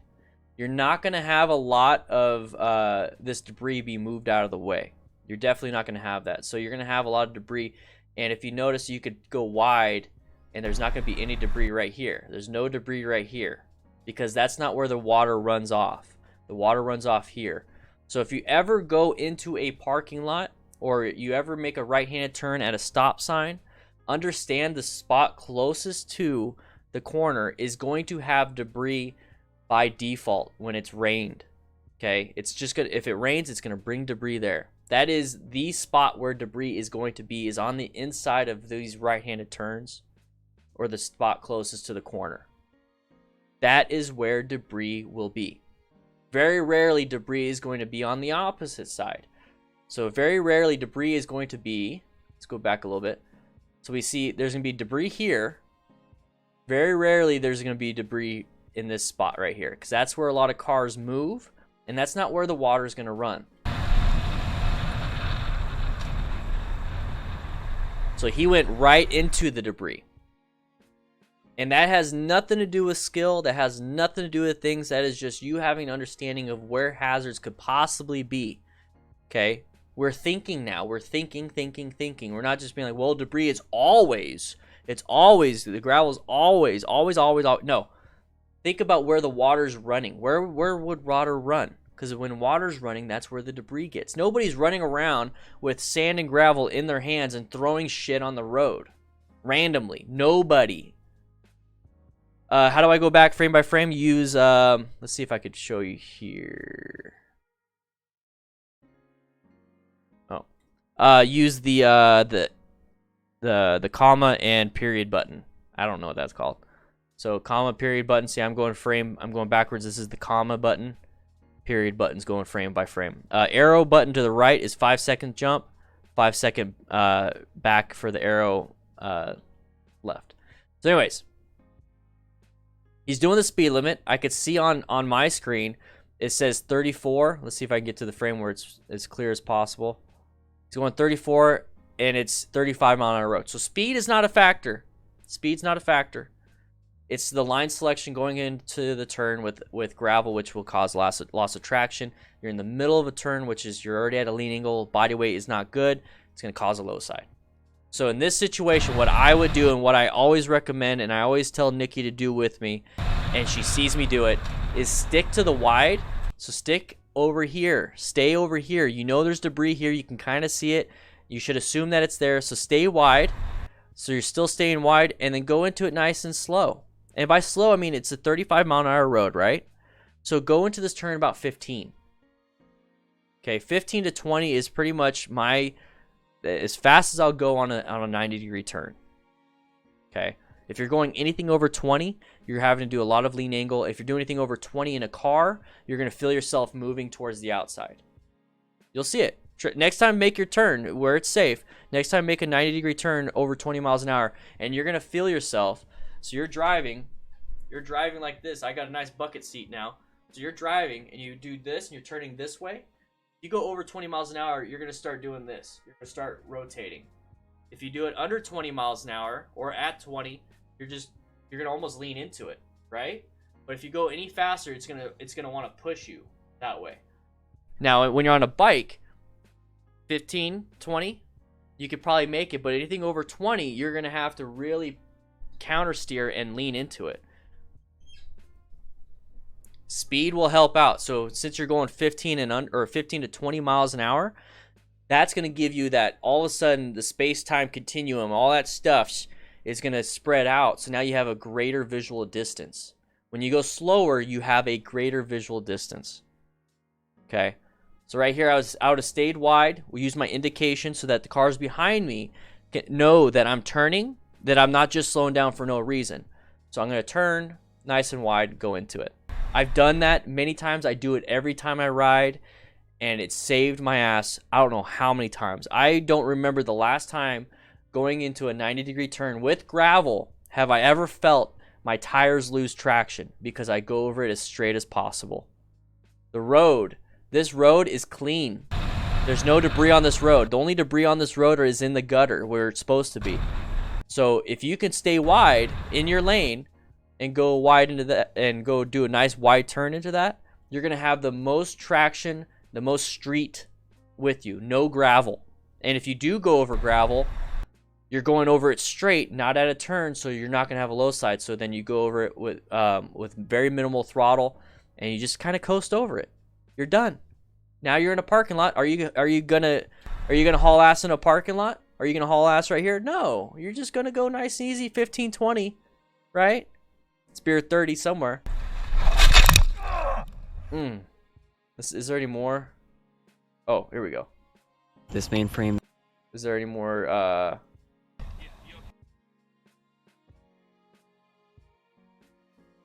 So this blinker, I took it off. Okay, there's not much we can do on this one. Let's go. Reset it. High side, KLR 650. I loved it. We're gonna go back to his accident, and then we're just gonna do a lightning round. You guys ready for a lightning round? Oh, we were almost done. So we're gonna watch his again with the information we have.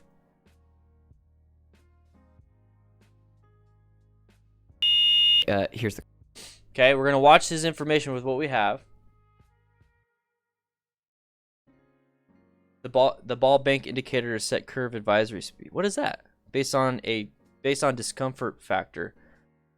I base a lot of my decisions on how uncomfortable it makes me. Hang on, I need to grab it. Do it, man. I got a cold one, Rockstar Pure Zeros. Before we head out, though, we did watch a lot of REVZILLA stuff. We did watch a lot of crashes.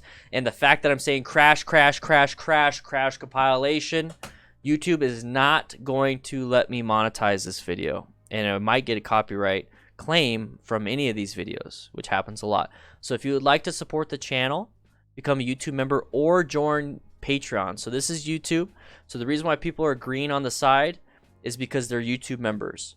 Okay, so to get access to that, and I've been doing a lot of YouTube member only posts and quick videos. So if you want to get some of the behind the scenes stuff, check out YouTube.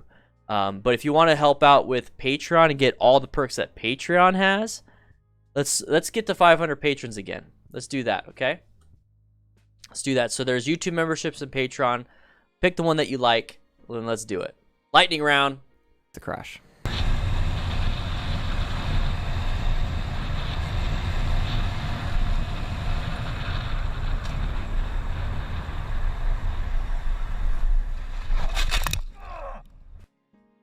Why? How? What? Stop. Oh my god. Oops. Sorry, I was copying and pasting that question for you, buddy. I'm looking at a Suzuki VL 1500 Intruder. It's a heavy bike, big bike. If you can handle that weight, that's perfectly fine.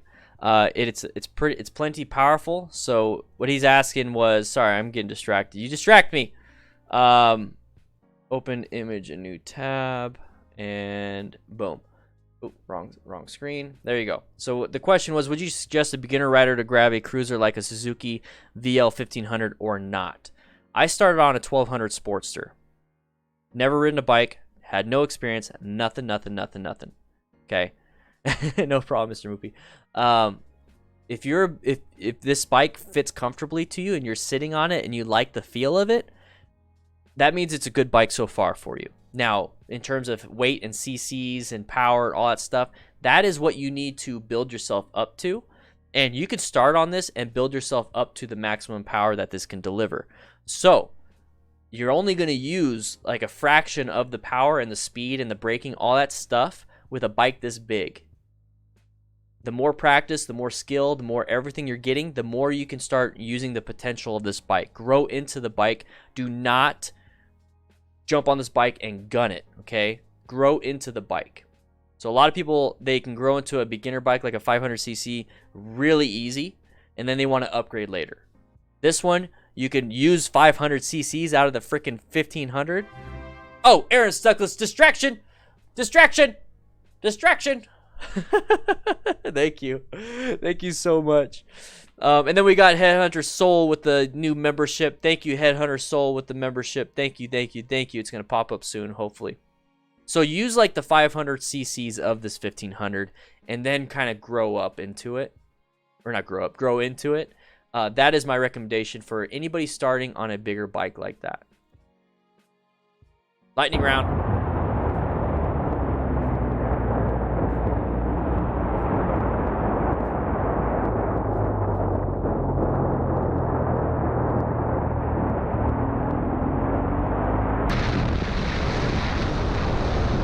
I kind of missed that. I was typing.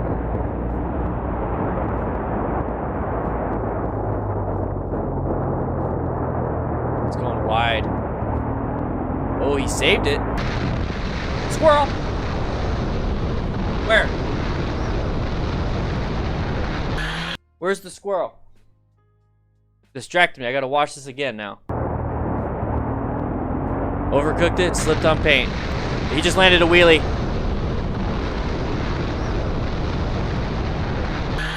I want to see what he did. Lightning round. Because I got to get going. We've been streaming for 2.5 hours. Almost 2.5 hours. So he landed a wheelie. Guy's backing out. We're making a pass over. Up. Yep, passing. Okay, slow down. You don't have to gun it anymore. You don't have to gun it. Oh, no. No. Oh.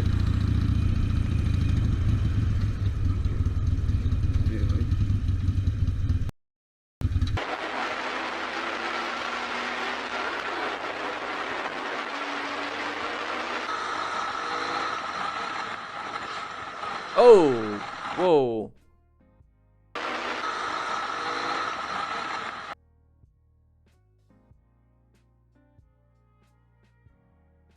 Oh no, look at that.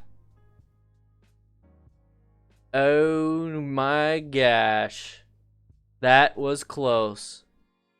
That is why I don't believe in outside, inside, outside. I'm slowing it down. If it's buffering, refresh the page.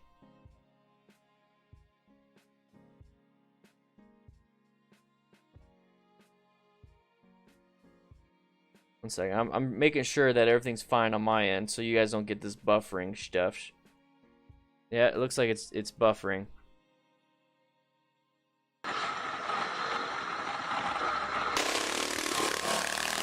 Oh yeah, dirt riding, baby. This looks like fun.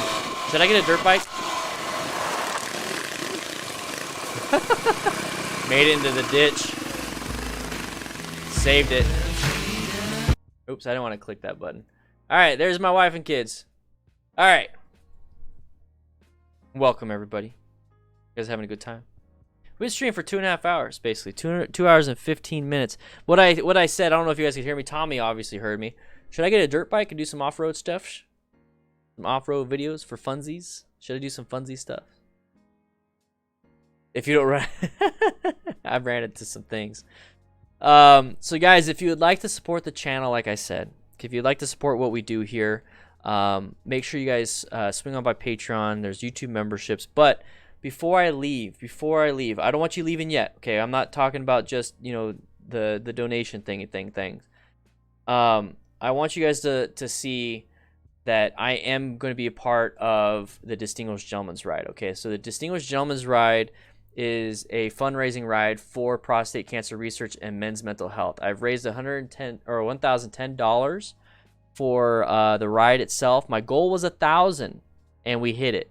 Okay. What I want from you guys is, if you are local, if you're in Tucson, or if you are in Phoenix or anywhere near Tucson, you can make the ride. All those things. Please join the ride. There's a way to join it. We're in the Tucson ride. I will ride with you. Think of it as a mini meetup. If you can't ride, if you don't have a bike yet, still sign up for the ride, or show up afterwards. Because we're going to be going to Barrio Brewery. It's a brewery, obviously, so there's going to be alcohol there. Please don't drink and ride. I'm not going to be drinking and riding. So go ahead and over there, and we'll do like a mini meetup. Okay. I'll bring all my stickers. I'll bring all my things. This is a great way to get some free stickers from me. Meet me at Barrio Brewery at the end of the ride. I will be there. So guys, please sign up. Do all these things. He says I'm awesome. Nice, Matt. Which one? Which one dropped off the posters? The guy from Resto Cycle or 520 Moto dude? Let's sign up. Let's do it. If you can't sign up, you're nowhere near the Tucson area, you're nowhere near the ride, but you want to participate, check for your local area. They might have a ride. If they don't, and you want to support somebody to do it, that's what the sponsorship is all about. So sponsoring me right here, to sponsor me, if you would like to donate. Look at, they almost raised $1 million, and I'm a part of it because of you guys. We're at $1,000. So I'm going to copy the link. NCAALE. I don't know what that is. What is that? What is that? Oh yeah, you're working today. Damn it, Matt. So if you would like to join up, there's that link right there to join up. Oh, guy with the beard. Oh, okay. Oh, yeah. Did he have a lot of tattoos? Like a blondish, reddish beard. And there's Nikki's also. But donate to me. So you can either donate to her or donate to me. It doesn't matter. It goes straight to the organization. It doesn't go to me. If you can make the Tucson ride, let's do it. The video guy.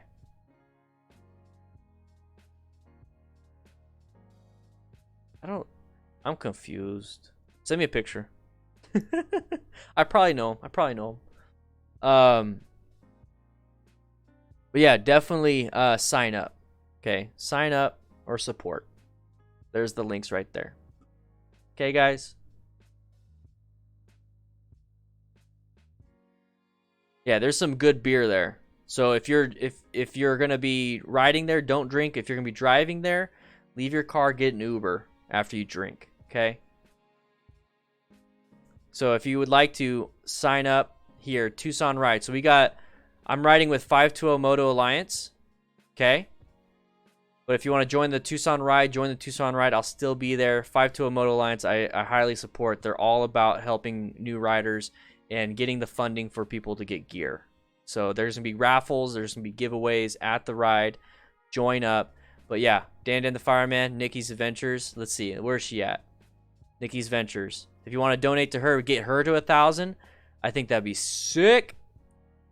So in fact, let's get her to her goal. Let's get her to her goal. And then let's get me to some crazy stuff. I'm going to increase my goal. Look at this. We hit the goal. All right, guys. I just want to say thank you so much. Once again, the Discord is absolutely free. Okay, so the Discord is absolutely free. Make sure you guys join the Discord. Look, it even says Aaron and Tommy M donated. It tells you in the Discord. This is actually live. So hi stream. This is live. If you want to get into the Discord, it is free. So make sure you click this link. I'm gonna go ahead and throw the link out in there. Scorpius, if you're gonna be part of the ride, join 520 Moto. 520 Moto's team. So 520 Moto has a team. In fact, let me go ahead and find you that team. Let's go to the view the team page. Here you guys go. So if you guys would like to join the team I am on, there you go.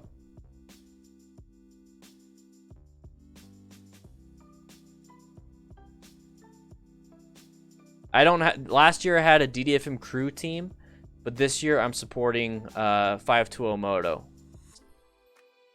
Look as you. Oh, what the heck? It's a stream.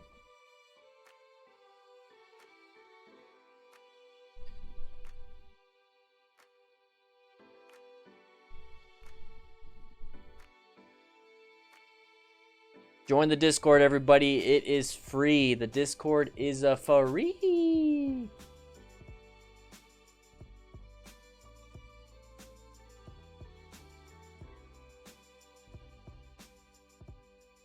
That's the Discord link right there. Beginner motorcycle tips. Then you click the Discord.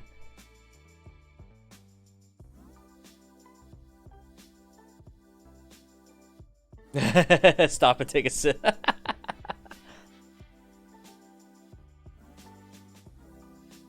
Yeah, Aaron. Yeah, exactly.